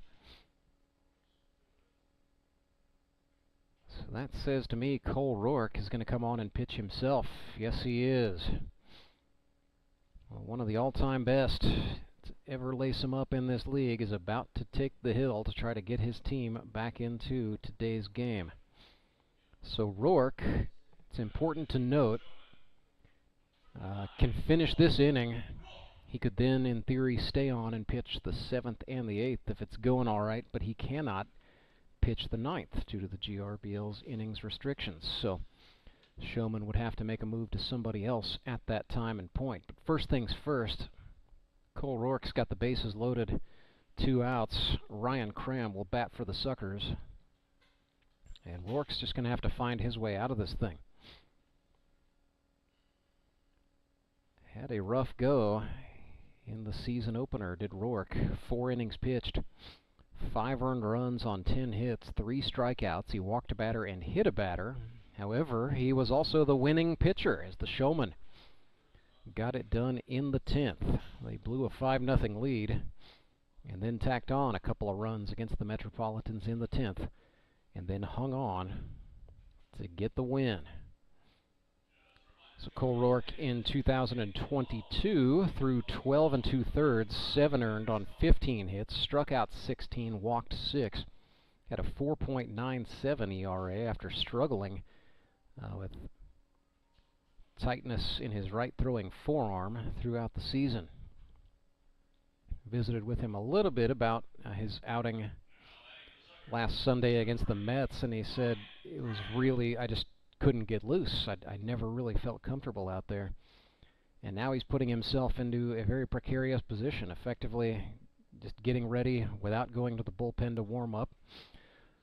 Throws a soft breaking pitch there that is skied into right. Dean does not come up with it. Suckers score 1. Now 2. Ball's loose on the infield before Rennie corrals it. But that is 2 more runs coming across. It is now 4-1 for the Nixa Suckers.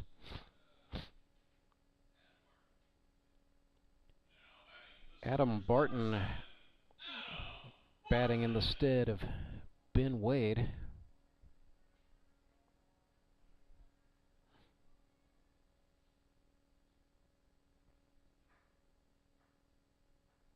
Four to 1. Nixa has broken this thing open, undoing what was an absolute gem for Branson starter Tyler Abma. 5 innings of no-hit shutout baseball. Rourke definitely not throwing his hardest, looking almost nonchalant.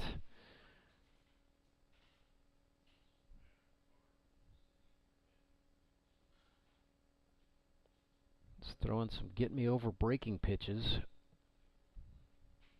I suspect if Cole is going to stay in this game, the move might be to go out to the pen and warm up for real. But first things first, he's got to get the Showman off the field. 1-1. Breaking ball outside, ball 2. Alex Locke in the on-deck circle for Nixa. That would be a pinch hitter, so Suckers trying to have a little feeding frenzy here in the 6th. Barton chops this one to third. Dreyer with it. Throw across. He hopped it, but David Rodriguez dug it up and hung on. That will get Branson out of the inning, but not before the Nixa Suckers score 4. They lead 4-1. Showman will try to answer in the 7th right after this. I'm Nicole Cartmel with the Bank of Missouri. Whether you're looking to pay bills or make a big purchase, sometimes you need cash quickly to take that next step. A consumer loan might be a perfect option to help you live well, bank well. Sonia McClendon, one of our branch managers, is here to explain. Thank you, Nicole. We provide personal consumer loans for almost any purpose, from building your credit to financing that new car. We offer competitive rates, and decisions are made locally so we can get you the money that you need quickly. But what makes our consumer loans unique is that personal touch. For example, I recently worked with a customer to secure a loan for a horse trailer. He could have went elsewhere, but he chose to work with his bank because of that personal relationship that we've built with him. Being able to work with your personal banker that you know and trust makes a big difference. That's right, because we work with our customers to help them live well, bank well. Get started at bankofmissouri.com.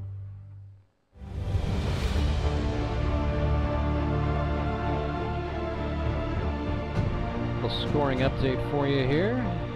4-1, Nixa in the lead. And, apologies to Ryan Cram, but that fly ball out into right was scored as a hit. So base hit for Ryan Cram. He's 1 for 3 on the day, and more importantly, gets 2 big RBIs for the Nixa Suckers. So they lead 4-1. Dobby Sai Pizarro back to the hill in the 7th. He will face the 4, 5, and 6 hitters for Branson. Jared Fox, Tyler Abma, and David Rodriguez. Jared Fox, 2 for 4 a week ago. He's 1 for 2 today with a single and a run batted in. So 3 for 6.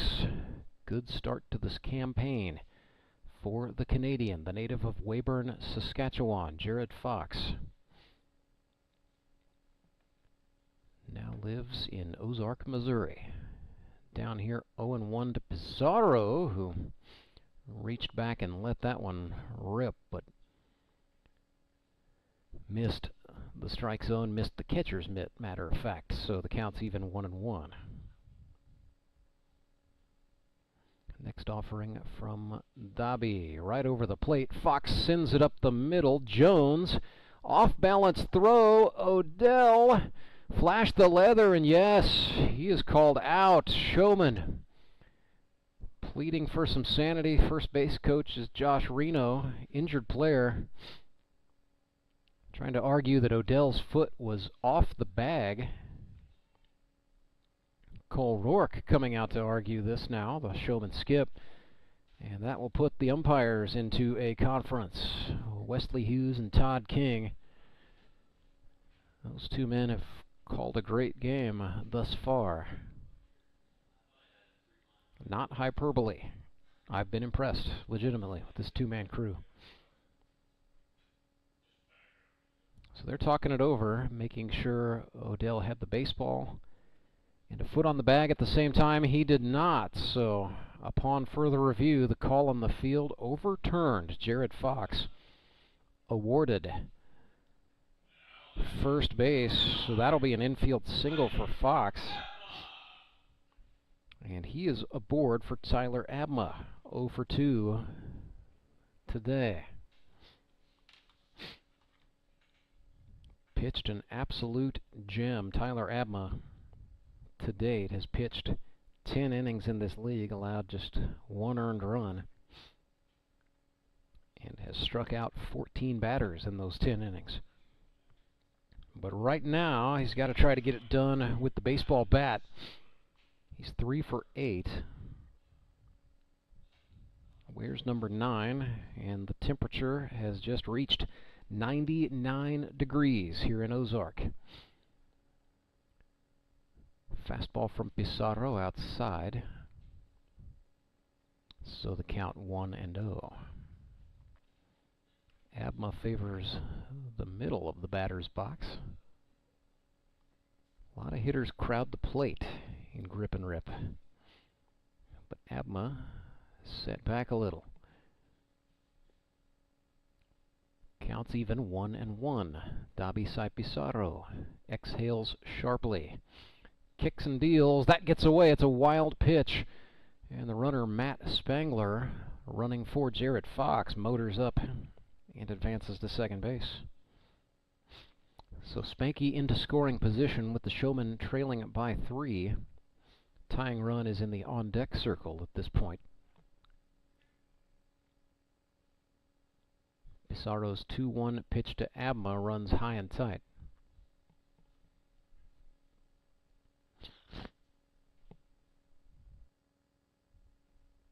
So after the starting pitchers both threw gems for these respective clubs, lineups are giving the relievers a little bit of trouble. 3-1 swung on. This is laced foul toward the concession stand up on the upper concourse first base side. Nobody out. Runner on second. 3 balls and 2 strikes for Tyler Abma.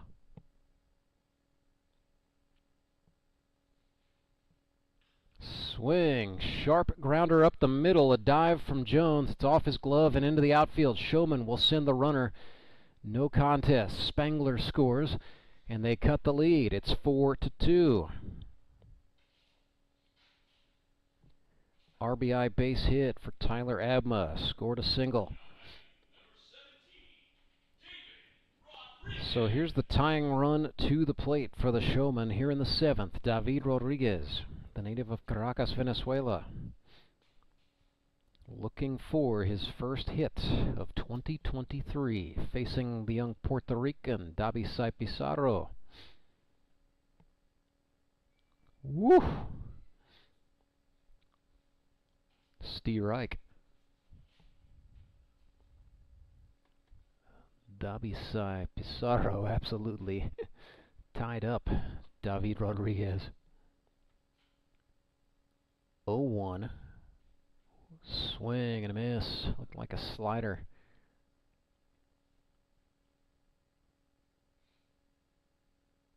So David in a hole here.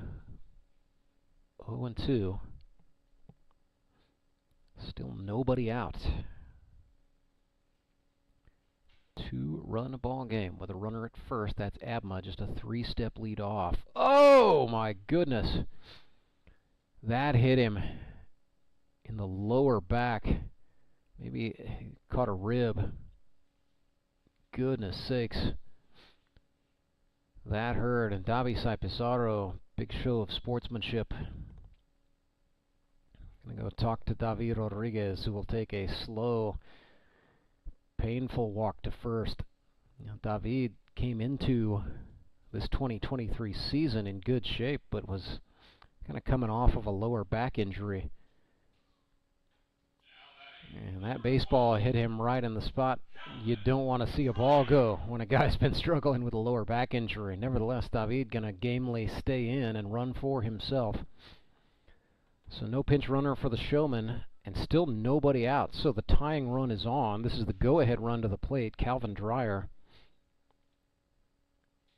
After a couple of hits and then a hit batsman. Dreyer shows bunt, lays it down. That's going to go foul, third base side. Calvin Dreyer had a very critical bunt single for the Springfield Metropolitans in the 9th inning of what ended up being a 4-3 victory for the Mets over the Branson Showman in the 2022 Howard Bell Trophy Championship game. I think Dreyer was trying to recapture that magic. Shows bunt again, and again it's foul. So now, with 2 strikes, we'll see if Dreyer tries to swing. Calvin Dreyer today 0 for 2. Struck out swinging in the 5th. That was at the hands of Josh Engler.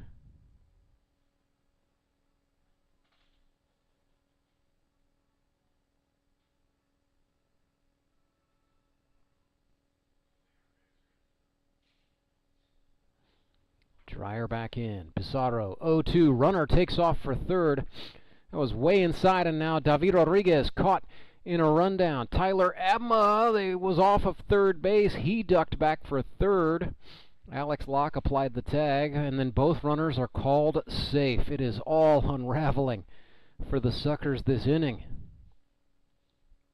Tyler Abma just got back in time. He's at third. Rodriguez, who was caught dead to the rights, is now in scoring position on second base. It's a 1-2 count to Calvin Dreyer. Big open right-handed stance. Swings and pokes this one. It's going to flare. A Gork gets over the first baseman, Odell. 1 run scores for the Showman. That's Abma. It's 4-3. They hold Rodriguez at third. And the rally for Branson continues. Nobody out. Just an RBI Gork over the first baseman for Calvin Dreyer. Makes it 4-3. And the merry-go-round still goes. Brady Dean into the left-handed batter's box with runners on first and third.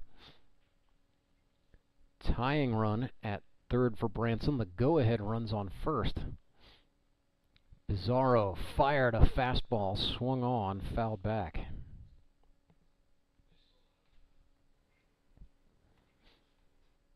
Brady Dean came into the day 1 for 4. He's now 1 for 6. 0 for 2 today. A couple of infield groundouts. Runner Dreyer took off for second. Suckers have a pickle set up, and Calvin Dreyer is out. Rodriguez stays put on third base as that's going on. So that's the first out of the inning, as Dreyer is caught stealing. Aggressive base running here for the Showman. I don't understand what that was about, to be quite honest with you. Nevertheless, Dreyer is out. He will go back to the dugout. Brady Dean back into the batter's box. 0-1. Fastball swung on, grounded foul.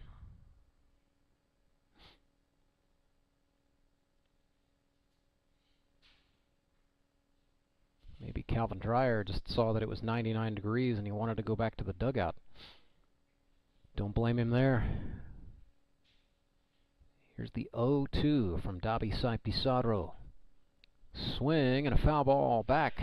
That is off the suite just to my left. Hope everybody's okay over there. Another 0-2, 4th pitch of the plate appearance for Brady Dean. That's a ball outside. Big stab from Courtney Spitz. Keeps the runner, David Rodriguez, at third for the Showman. Branson trailing by a run. 1 out. Here in the top of the 7th. Big time opportunity for Brady Dean. Second-year man. Second year with the Showman. 1-2 pitch. Ooh, swing and a down on strikes. It's a strikeout. Dabi Sai Pizarro punches big and gets Brady Dean.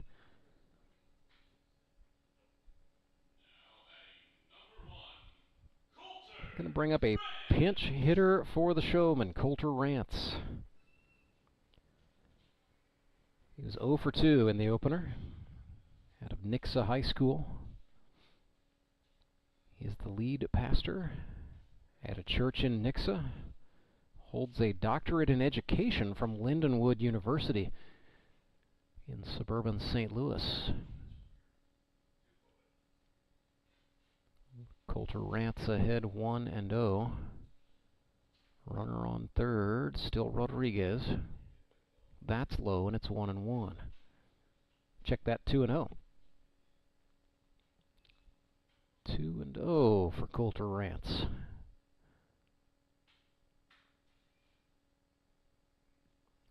Swing and a miss there. Pizarro swept a four-seamer across the zone.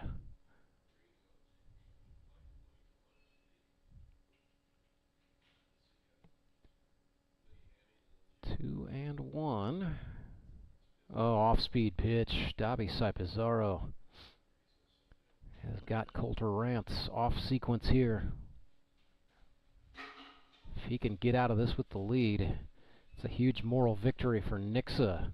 He will. Got Rance to chase. It's a strikeout. And the Suckers are out of the inning. The Showman score 2, but Nixa still has the lead. 4-3. The Fish out front. It is time for the Sumit's Hot Yoga 7th inning stretch. At Sumit's Hot Yoga, you are going to feel awesome. And we also stop and thank the sponsor of our streaming coverage right here on YouTube. That would be Central Bank of the Ozarks. And while we're at it, why not thank our friends at Henry's Towing? If you're in a jam, if you're stranded on the side of the road and don't know what to do, you've got to let Henry do it. Pitching change coming up for the Branson Showman. Right-hander Jacob Carlson has come on from center field. He will throw from the mound when we come back. Acme Towing Company. That's too far away. Let Henry's do it. Nah, we're ready to close. Let Henry's do it. Henry's is ready to take your call right now. From compacts to semis, Henry is here to help 24/7. Save yourself the hassle and make us your first call. Henry's gets there fast, offering multiple locations to serve the Ozarks. When you're stuck on the side of the road, make the right call. Let Henry do it.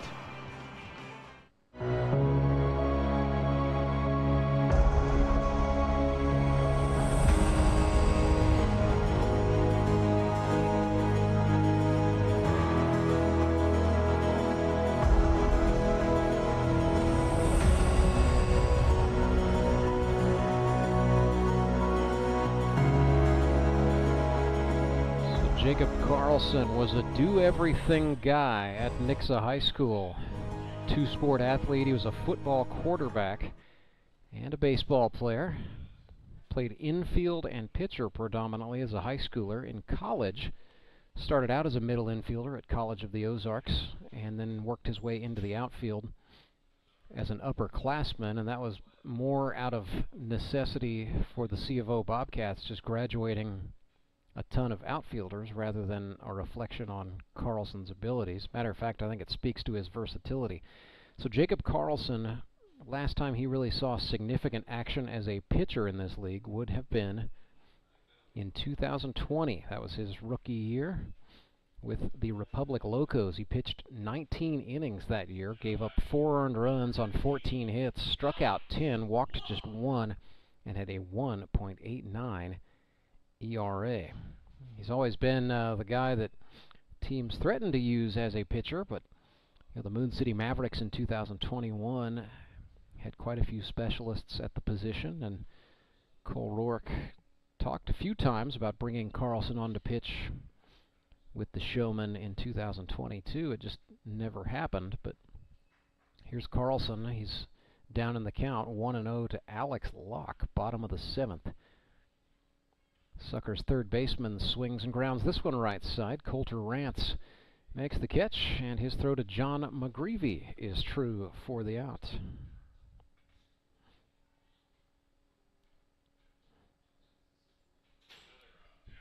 Should bring up Billy Ross. Yes, indeed it is.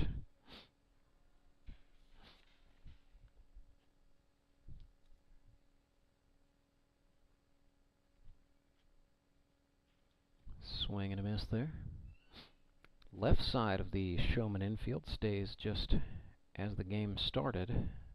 Calvin Dreyer at third and Carter Rennie at short. Brand still in left. And the Showmen have moved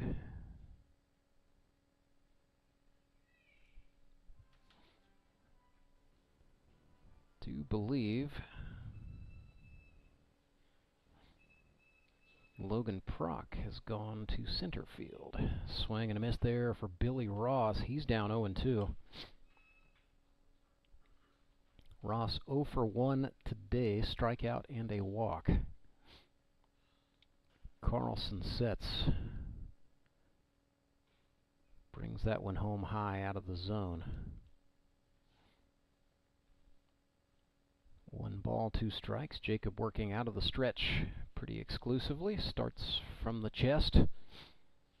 Ran inside, did not get the corner he was looking for, so Billy Ross evens the count 2-2.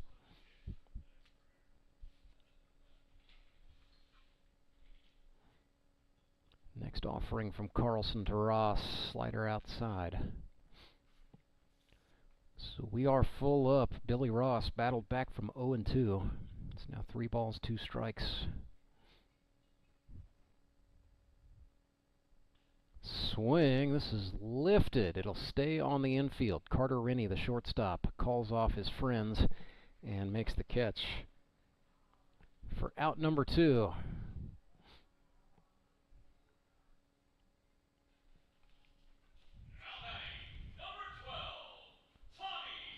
Activity in the Nixa bullpen. Ryan Cram, starting center fielder, is now getting loose and throwing from the pitcher's mound as Tommy Schaefer steps in for Nixa. Suckers lead 4-3 here in the bottom of the 7th, and Schaefer looks at a steer-ike. Looked like a slider. Started in and then cut back over the plate against the right-hander. 0-1, that was a fastball. That's a steer-ike. Nothing fancy there, just a four-seamer with a little bit of run at the end. And Carlson once again ahead 0-2. Deep breath, came home, took a changeup upstairs. Down on strikes goes Tommy Schaefer. So it's ultimately a 1-2-3 inning for Jacob Carlson and the Showman. They trail the Suckers 4-3. We go to the 8th with some more moves to be made in this chess match. Back with more right after this. I'm Nicole Cartmel with the Bank of Missouri. Whether you're looking to pay bills or make a big purchase, sometimes you need cash quickly to take that next step. A consumer loan might be a perfect option to help you live well, bank well. Sonia McClendon, one of our branch managers, is here to explain. Thank you, Nicole. We provide personal consumer loans for almost any purpose, from building your credit to financing that new car. We offer competitive rates, and decisions are made locally so we can get you the money that you need quickly. But what makes our consumer loans unique is that personal touch. For example, I recently worked with a customer to secure a loan for a horse trailer. He could have went elsewhere, but he chose to work with his bank because of that personal relationship that we've built with him. Being able to work with your personal banker that you know and trust makes a big difference. That's right, because we work with our customers to help them live well, bank well. Get started at bankofmissouri.com.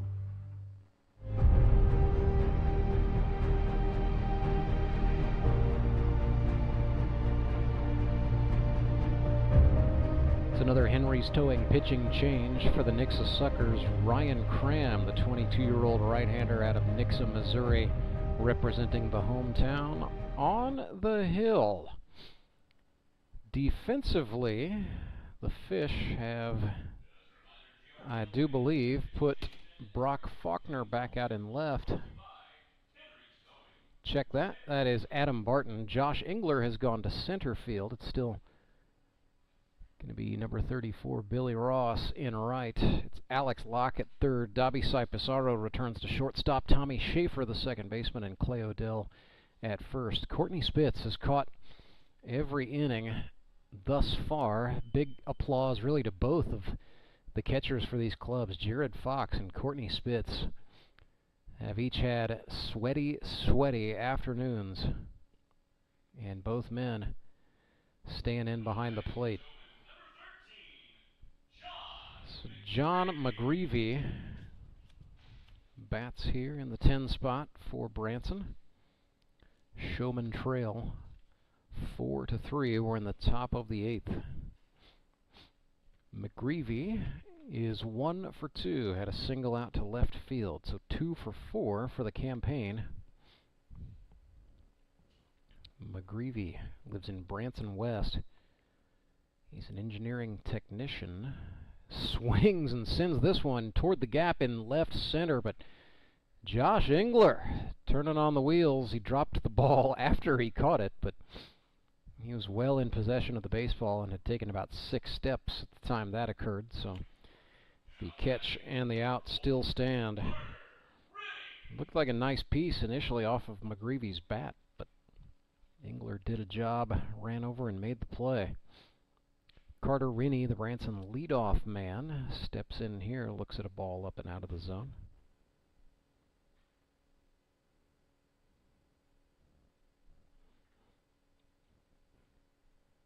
Rennie making his 5th plate appearance. He has singled, reached on an error, grounded out to short, and then walked.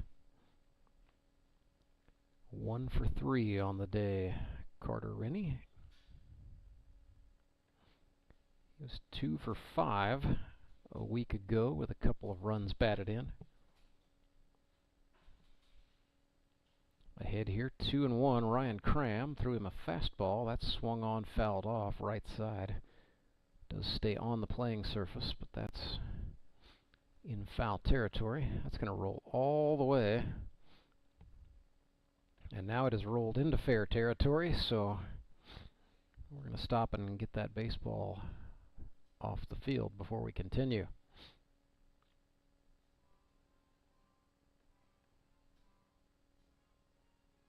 Ball had just enough carom, and on the artificial turf, plenty of roll to get back into fair territory. 2-2 pitch. That is a fastball down. Ryan Cram showing some good velocity. If he can dial in the command, he might be pretty filthy here in the grip and rip.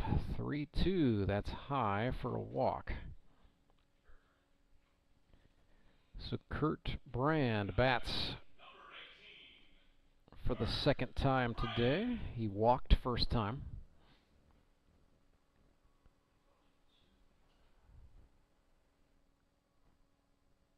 Don't look now.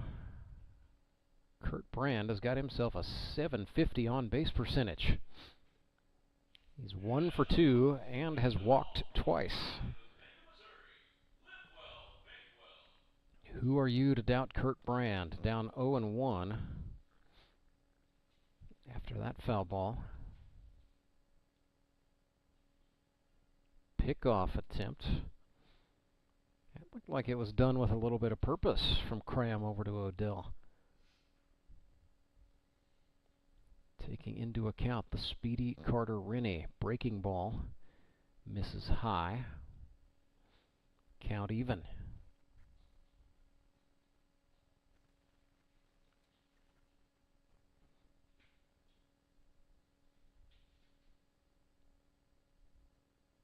Cram sent that one high and tight. Looked like a 2-seam. Brand back in. It's 2-1. 1-run ball game. And now a pickoff attempt. Nice move from Cram, but Carter Rennie Dove back in, head first, safe. Now Rennie and Odell, a little bit of gamesmanship there on the bag at first. Cram comes set from the belt. Breaking ball swung on. This is chopped. Foul, third base side. Again, Cram went to the two-seam fastball. I think it had just enough inward run at the last fraction of a second. Or Kurt Brand could not turn on it properly. So 2-2. Runner goes. Spitz makes the throw to second. Ball ejected from the second baseman's glove into the outfield. So Rennie steals the base. And Brand, meanwhile, is in a full count. It'll be 3 balls, 2 strikes to the suit. First base now vacant. And Jacob Carlson waiting patiently in that on-deck circle for the Showman, his club, trailing by a run. Brand swings. This is popped. Tailing. Locke over to get it, and he makes the catch by the wall. Alex Locke. Big catch by the Nixa third baseman in foul territory to get the out. That is 2 away, and with Carlson coming up, that just may end up being a very important out. Here's Jacob Carlson. Single season record holder, one of 5 players to share it, with 16 hits in 10 games. He is 0 for 3 today. Make that 1 for 4. Hit sharply into left. Oh, ball got away. It is to the wall. Rennie scores, and we are tied. An RBI base hit for Jacob Carlson. Second hit of the season comes at a crucial time for the Branson Showman. 4-4.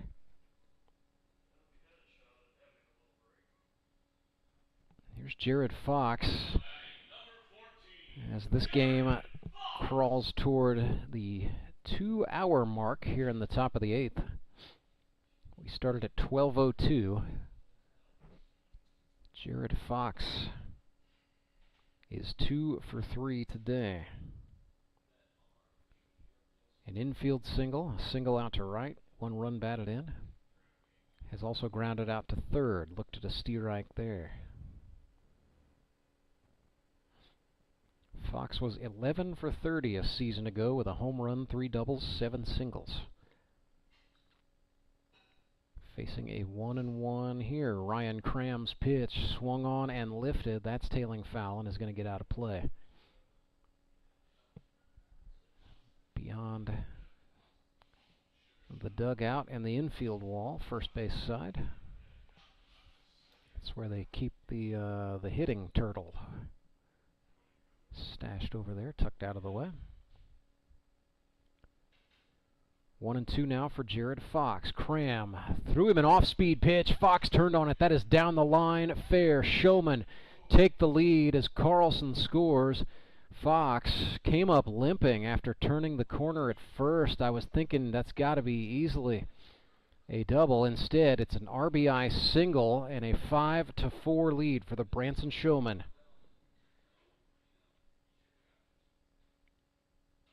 A storied history of clutch hitting continues for Jared Fox, and he's going to come out of this game. Of course, with him being the catcher, the Showman could run for him anyway. And Cole Rourke, the Branson skip, has got a helmet, so he's going to go run for his own club. Fox, not sure if that's hamstring, knee, ankle, what the damage is, but very rare that you see Jared Fox come out of a ball game in pain. Much more the grin and bear it type.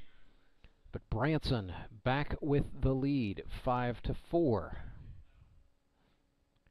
Cram pumps one outside to Tyler Abma, who is 1 for 3 today, with a single and an RBI. Not much of a lead from Cole Rourke over at first with 2 outs. Here's a grounder to the shortstop. Pissarro fires. Yes, they get the out, but not before the Showman strike. Carlson and Fox each with RBIs. It is 5-4. The Purple Gang back on top, and the Nixa Suckers will try to answer in the bottom of the 8th. Acme Towing Company. That's too far away. Let Henry's do it. Nah, we're ready to close. Let Henry's do it. Henry's is ready to take your call right now. From compacts to semis, Henry is here to help 24/7. Save yourself the hassle and make us your first call. Henry's gets there fast, offering multiple locations to serve the Ozarks. When you're stuck on the side of the road, make the right call. Let Henry do it. Support local, give local. We hear it all the time, and when it comes to blood donation, there's an easy way to make sure your gift is being used in your community. Donors with Community Blood Center of the Ozarks provide every drop of blood, platelets, and convalescent plasma to patients in over 40 area hospitals. How do I know why that's important? Because my youngest daughter, Joselina, is alive today thanks to local blood donors. Find out how you can help at cbco.org. Local donors, local patients. That's the Community Blood Center of the Ozarks difference.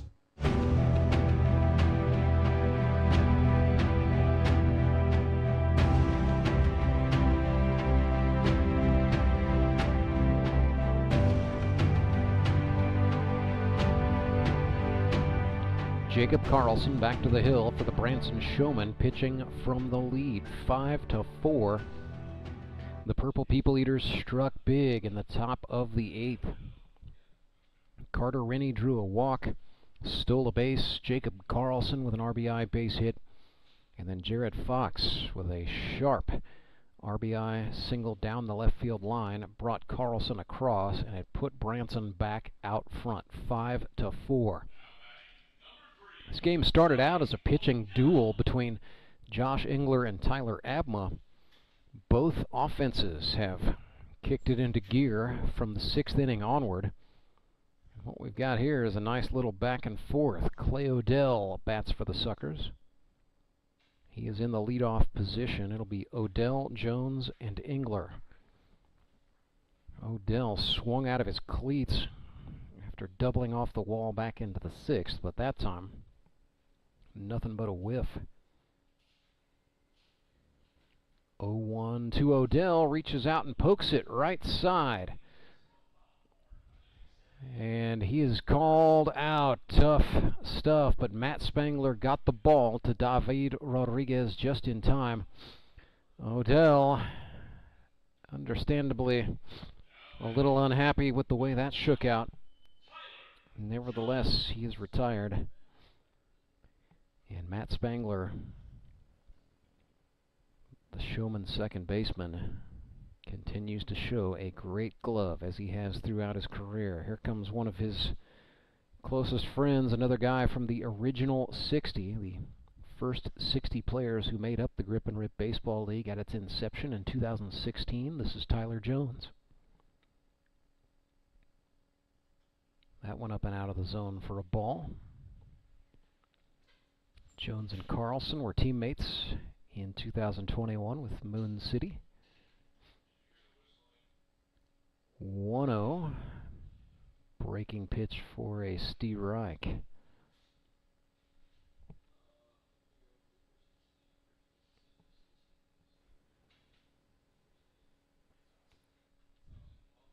One to Jones. That's a fastball down, and he has now fallen behind. 1-2 for TJ. 0 for 2 with a strikeout, and he got hit by a pitch last time. Carlson ran him in. Jones took an inside-out swing. It's popped. Oh, tough position. That's going to get down. Fair never touched the glove of the shortstop Carter Rennie. It's a head-first slide, and Tyler Jones is safe on second base. That will be scored as a hit. Sometimes ugly is pretty effective in baseball.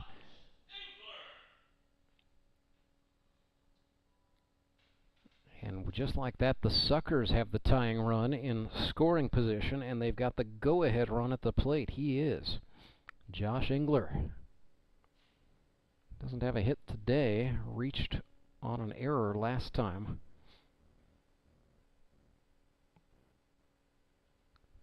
Pitch down. Carlson pats his chest to accept responsibility.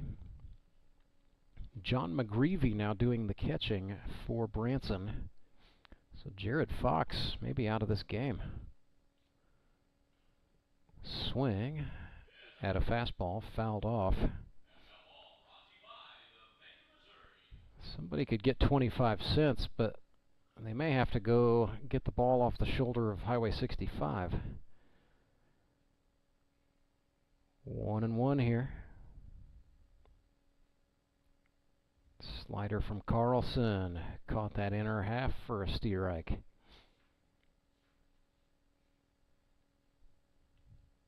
Engler now 1-2 has just about seen everything in the bag for Jacob Carlson.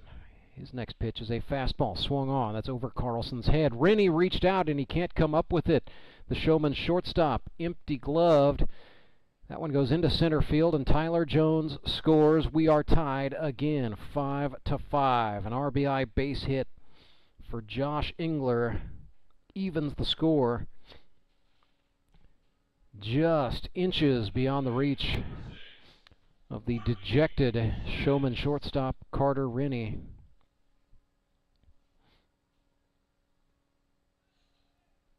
You know, he'll be upset with himself, but Engler did well to get that ball into the outfield. That's got to be said. So the go-ahead run is on now. Here's Courtney Spitz with one out. Spitz swings and rips one foul. He's 1 for 3. His last plate appearance resulted in an RBI base hit, a single out to left field. So he could swing the pendulum back in favor of the Suckers. Carlson from the chest fires home. That's high.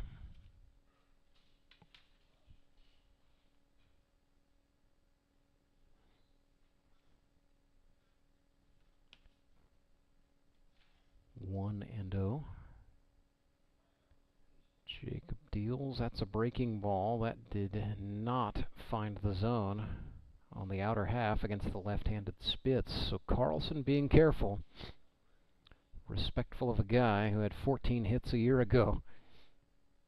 Coming off the best season he's ever had in the GRBL individually. Pitch went into the dirt, got away from McGreevy. That will motor Josh Engler up.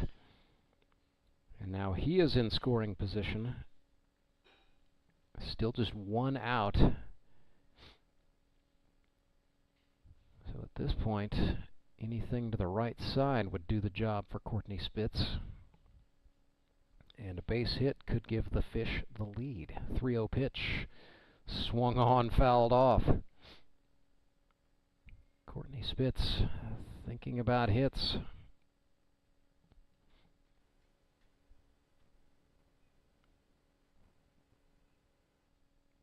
Trying to will his club back into this thing. Knotted back up at 5. Carlson taking a long look in at a sign from McGreevy. Here comes the 3-1. That was over the plate. Spitz sends it in the air to center field.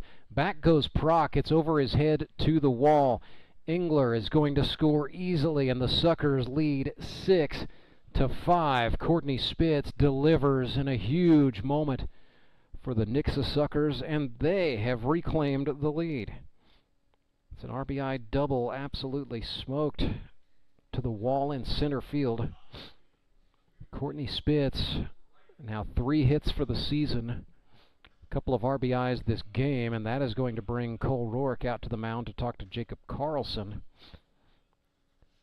Problem for the Showman is, when it comes to pitching, I would think Calvin Dreyer would be the next man up.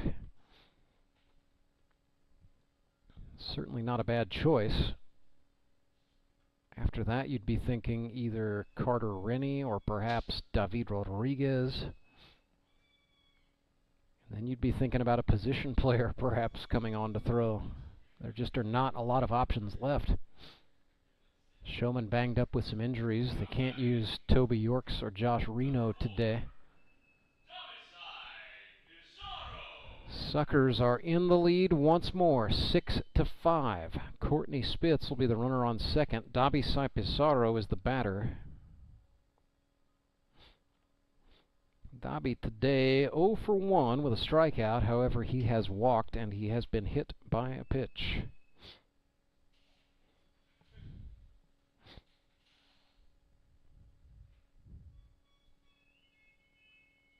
Swing and a chopper. That's over Carlson's head. Spangler charges in. It's off his glove. He cannot make the play. And so Pizarro reaches safely. However, that is being scored E4. But most importantly for Nixa, with a 1-run lead, it extends the inning. First and third.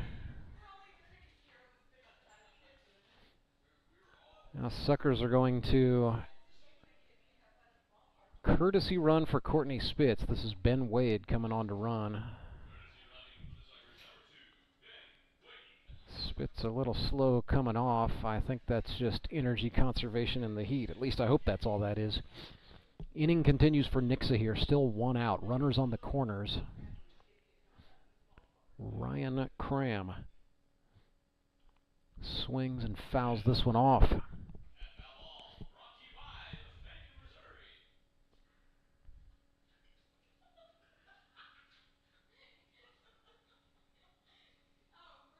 Check throw from Carlson over to Rodriguez. Nothing doing there. 0-1 to Ryan Cram.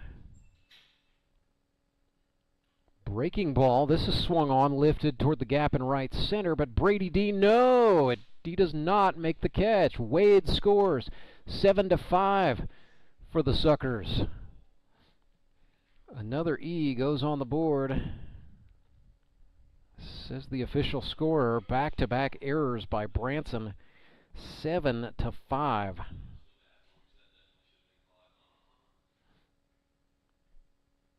Adam Barton bats.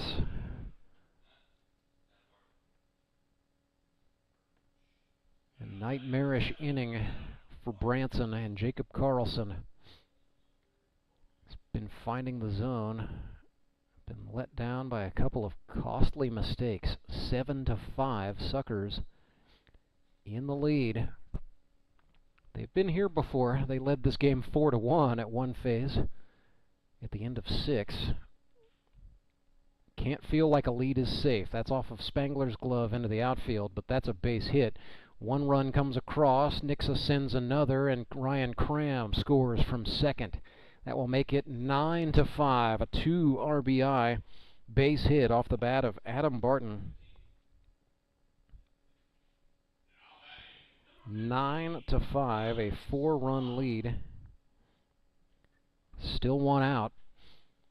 Alex Locke bats. College golfer at Maryville University. Matter of fact, last time he played organized baseball, he was a freshman in high school, but excelled in other sports at Glendale in Springfield, Missouri. Played college golf at Maryville University in suburban St. Louis, and then finished out at Missouri State. Now lives back in his hometown of Springfield. Steer-ike thrown from Jacob Carlson. It's 1-1 to Locke. No stranger to pressure situations, having competed for state championships. 1-1, as a matter of fact, in golf as a member of the Glendale Falcons.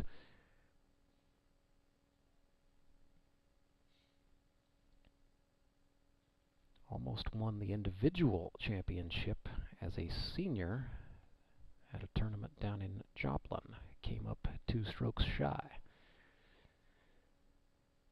2-1 is down. Alex Locke ahead of Carlson, 3-1. Nixa now with a 9-5 lead, having scored 5 runs this inning. Capitalizing on some mistakes, but getting some timely hits as well. Jones, Engler, Spitz, and Barton all with hits this inning. That's a ground out, a 4-3.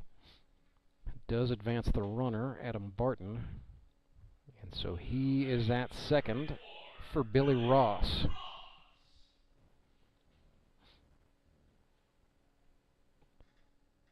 21-year-old Billy Ross, 0 for 2 with a strikeout and a walk today. Carlson starts Ross with a fastball for a strike.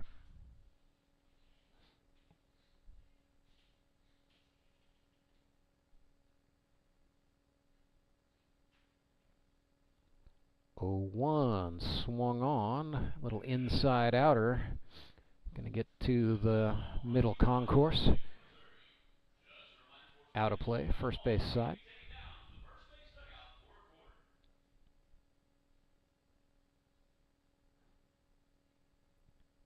Oh, and 2. Carlson just trying to get out of the inning and get the Showman off the field. Breaking ball, punched him out. Down on strikes goes Ross, but significant damage done. 5 runs go on the board for the Nixa Suckers, and they now lead 9-5. I think Dolly Parton wrote a song about that. I'm Nicole Cartmel with the Bank of Missouri. Whether you're looking to pay bills or make a big purchase, sometimes you need cash quickly to take that next step. A consumer loan might be a perfect option to help you live well, bank well. Sonia McClendon, one of our branch managers, is here to explain. Thank you, Nicole. We provide personal consumer loans for almost any purpose, from building your credit to financing that new car.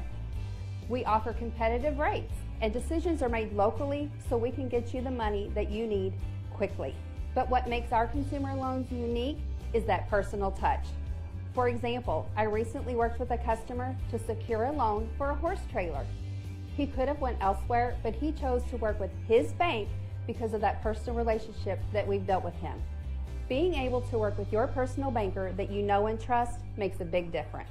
That's right, because we work with our customers to help them live well, bank well. Get started at bankofmissouri.com.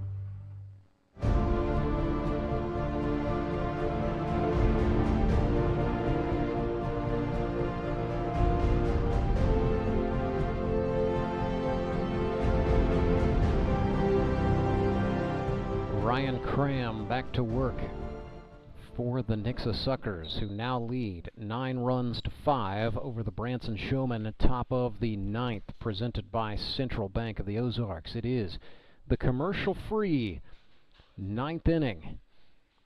We will stay with you until the 9th inning is over. 2:20 p.m. the time, so this game is 2 hours and 18 minutes old. Waiting in the wings to start at 3 o'clock. We've got the Springfield Metropolitans at the Republic Locos, both clubs looking for win number 1 of the season. Well, Ryan Cram starts the 9th by hitting David Rodriguez. That's the second time he's been hit today. So David gets plunked, gets on the hard way. He's on for Calvin Dreyer. A little hot under the collar about that, it would appear.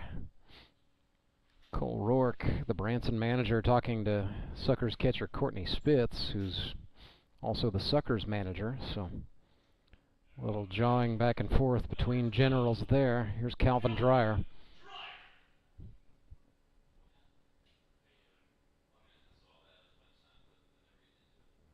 Dreyer looks at a strike there from Ryan Cram. Just caught the lower outer part of the strike zone. Calvin swings and flares that one foul, right side.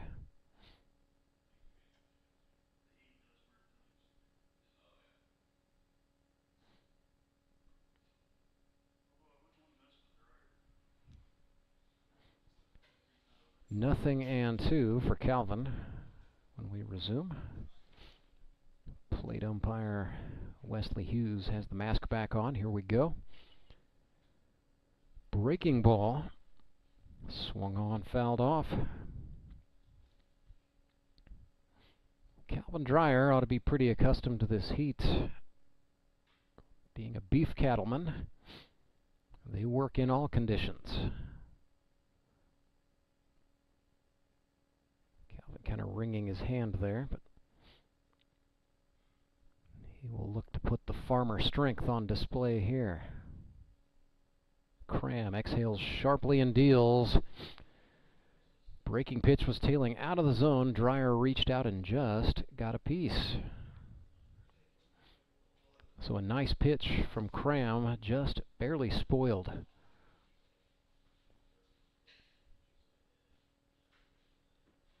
And 9-5, Suckers in the ninth. Trying to finish off the Branson Showman. Struck him out looking. Pure paint from Ryan Cram. Down goes Dreyer for the first out. Brady Dean 0 for 3 today. He struck out last time. He has grounded out twice. A teacher and coach from West Plains, Missouri. Whew. Behind on the fastball was Dean. It's 0-1.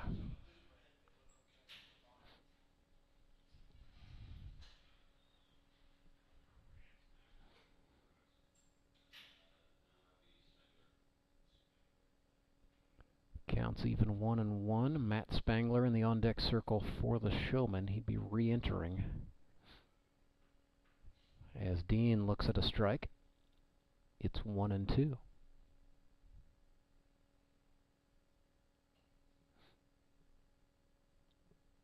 Ryan Cram comes home. That's high, about collarbone level with Brady Dean, just up and out. So that evens us up 2-2. Next offering from Cram is swung on and lifted in the air to left. It's tailing down, a dive and a catch for the Nixa Suckers left fielder, Adam Barton. What a catch by Barton. So that keeps Rodriguez at first, keeps the Showman out of scoring position. And it puts pitcher Ryan Cram 1 out away.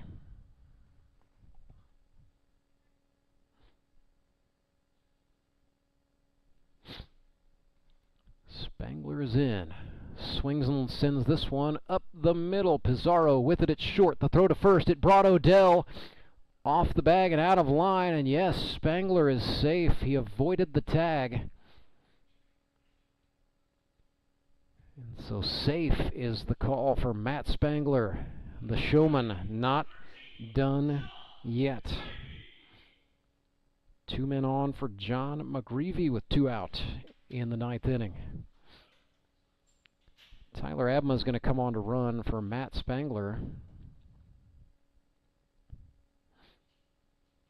And that's going to be, that's a true substitution. Spangler's not a pitcher or a catcher, and he lost a batting glove, so he's got to go back and retrieve that before we get going. All the drama of the 9th inning, 9-5, Suckers in front. Showman have the tying run in the on-deck circle. But the batter is McGreevy as he gets out of the way of a high, tight pitch from Ryan Cram. 1-0. Cram from the belt, swung on, chopped to the shortstop. Pizarro with it. This time he makes the flip to Faulkner at second. It's a 6-4 fielder's choice, and that is the ball game. The Nixa Suckers improve to 2-0. Showman fall to 1-1. That means the Suckers have sole possession of first place of the GRBL South. 9-5, your final score. Ryan Cram ends up being today's winning pitcher by virtue of that big 5-run rally the Fish put up in the bottom of the 8th that included RBI base hits from the likes of Josh Engler and Courtney Spitz and Ryan Cram. Today's Elite Promotions Elite Performer of the game is going to be the Nixa Suckers backstop, Courtney Spitz. First of all, he caught 9 innings in this heat. Second of all, he was 2 for 4 with a single, a double, and 2 runs batted in, including the game-winning run in the 8th. His RBI double ended up scoring Josh Engler, and so he is your Elite Promotions Elite Performer of the game, brought to you by Elite Promotions. the official outfitter of Grip and Rip Baseball. We will talk it over with a couple of very sweaty Nixa suckers right after a brief timeout. But once again, 9-5, your final. The Suckers get it done. They stay perfect on the season, 2 wins against no defeats, beating the Branson Showman today.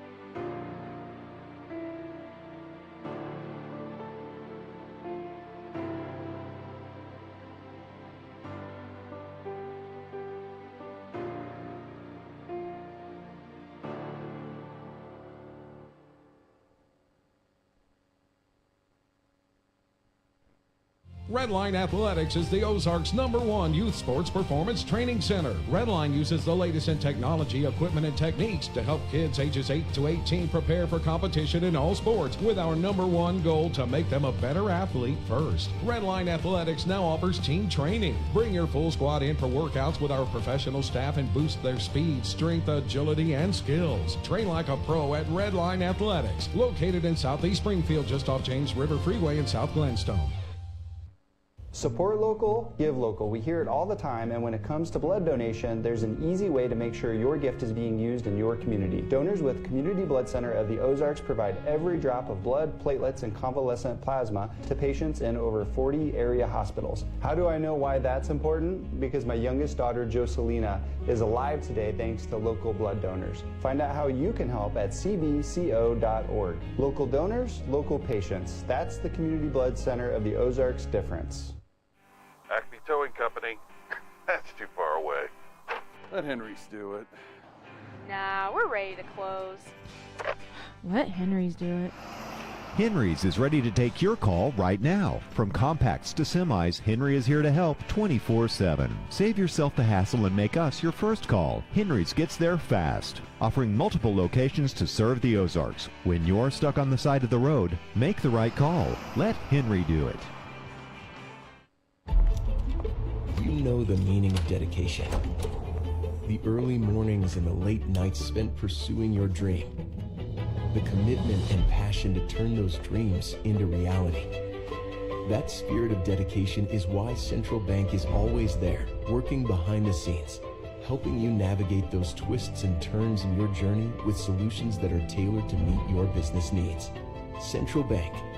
We do business better.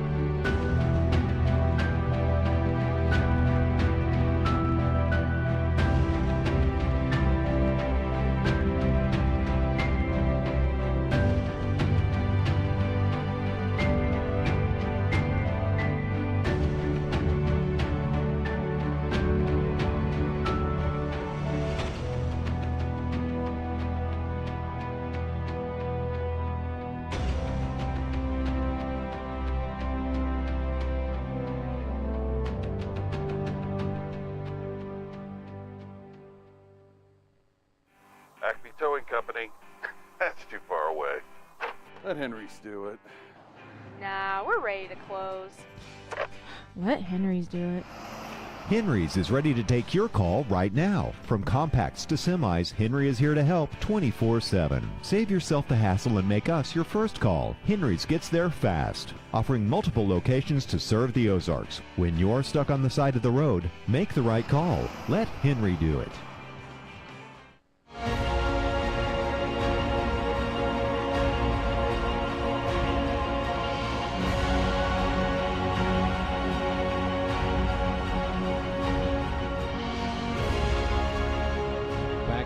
U.S. Baseball Park, where the Nixa Suckers are winners 9-5.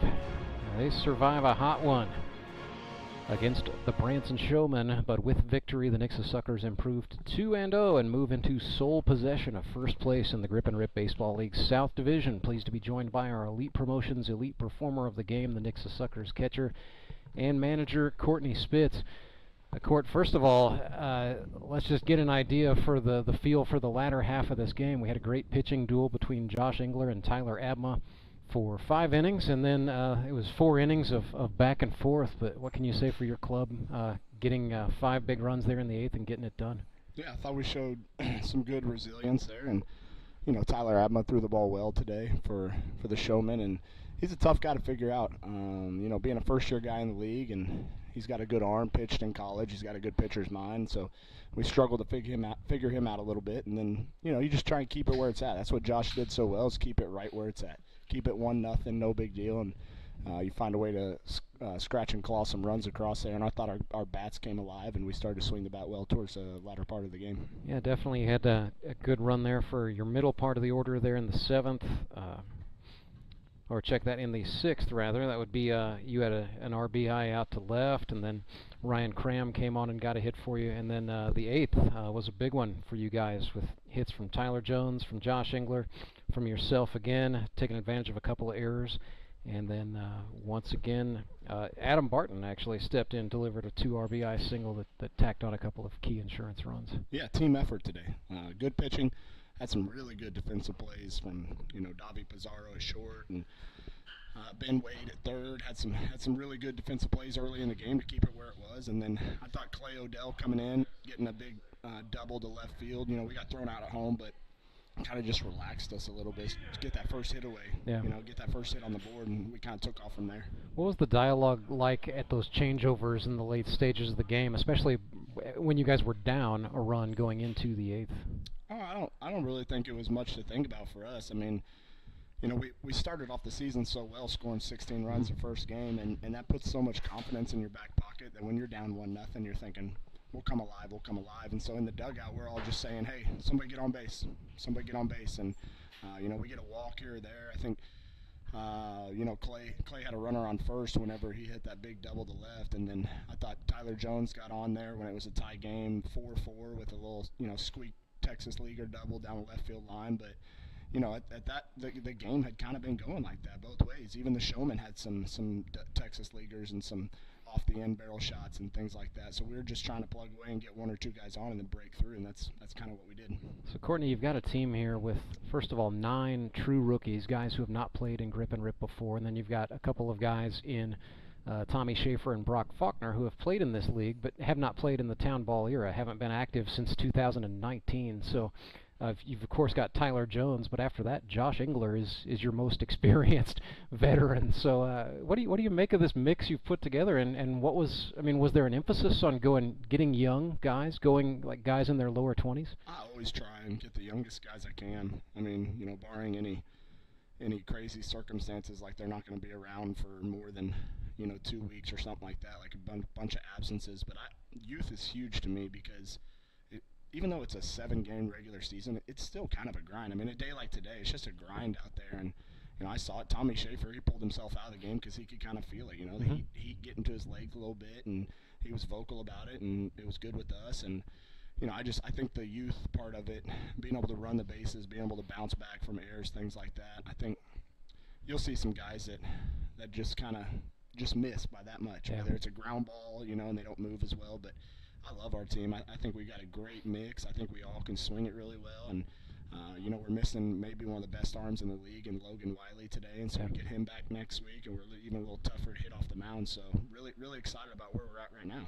Does that make it fun in the dugout as well, having guys who are, 22, 23 and just loving life like that? There's a lot of competitiveness in that dugout right now.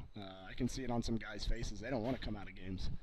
They don't like it, and I don't like really making subs either, but we're never going to play a baseball game with just 9 guys, and so, I got to do a good job next week getting some guys some full games that haven't got full games yet, and but also just making sure that, our team chemistry stays together because these guys are chomping at the bit. I think they'd play 2 or 3 times a week if we could.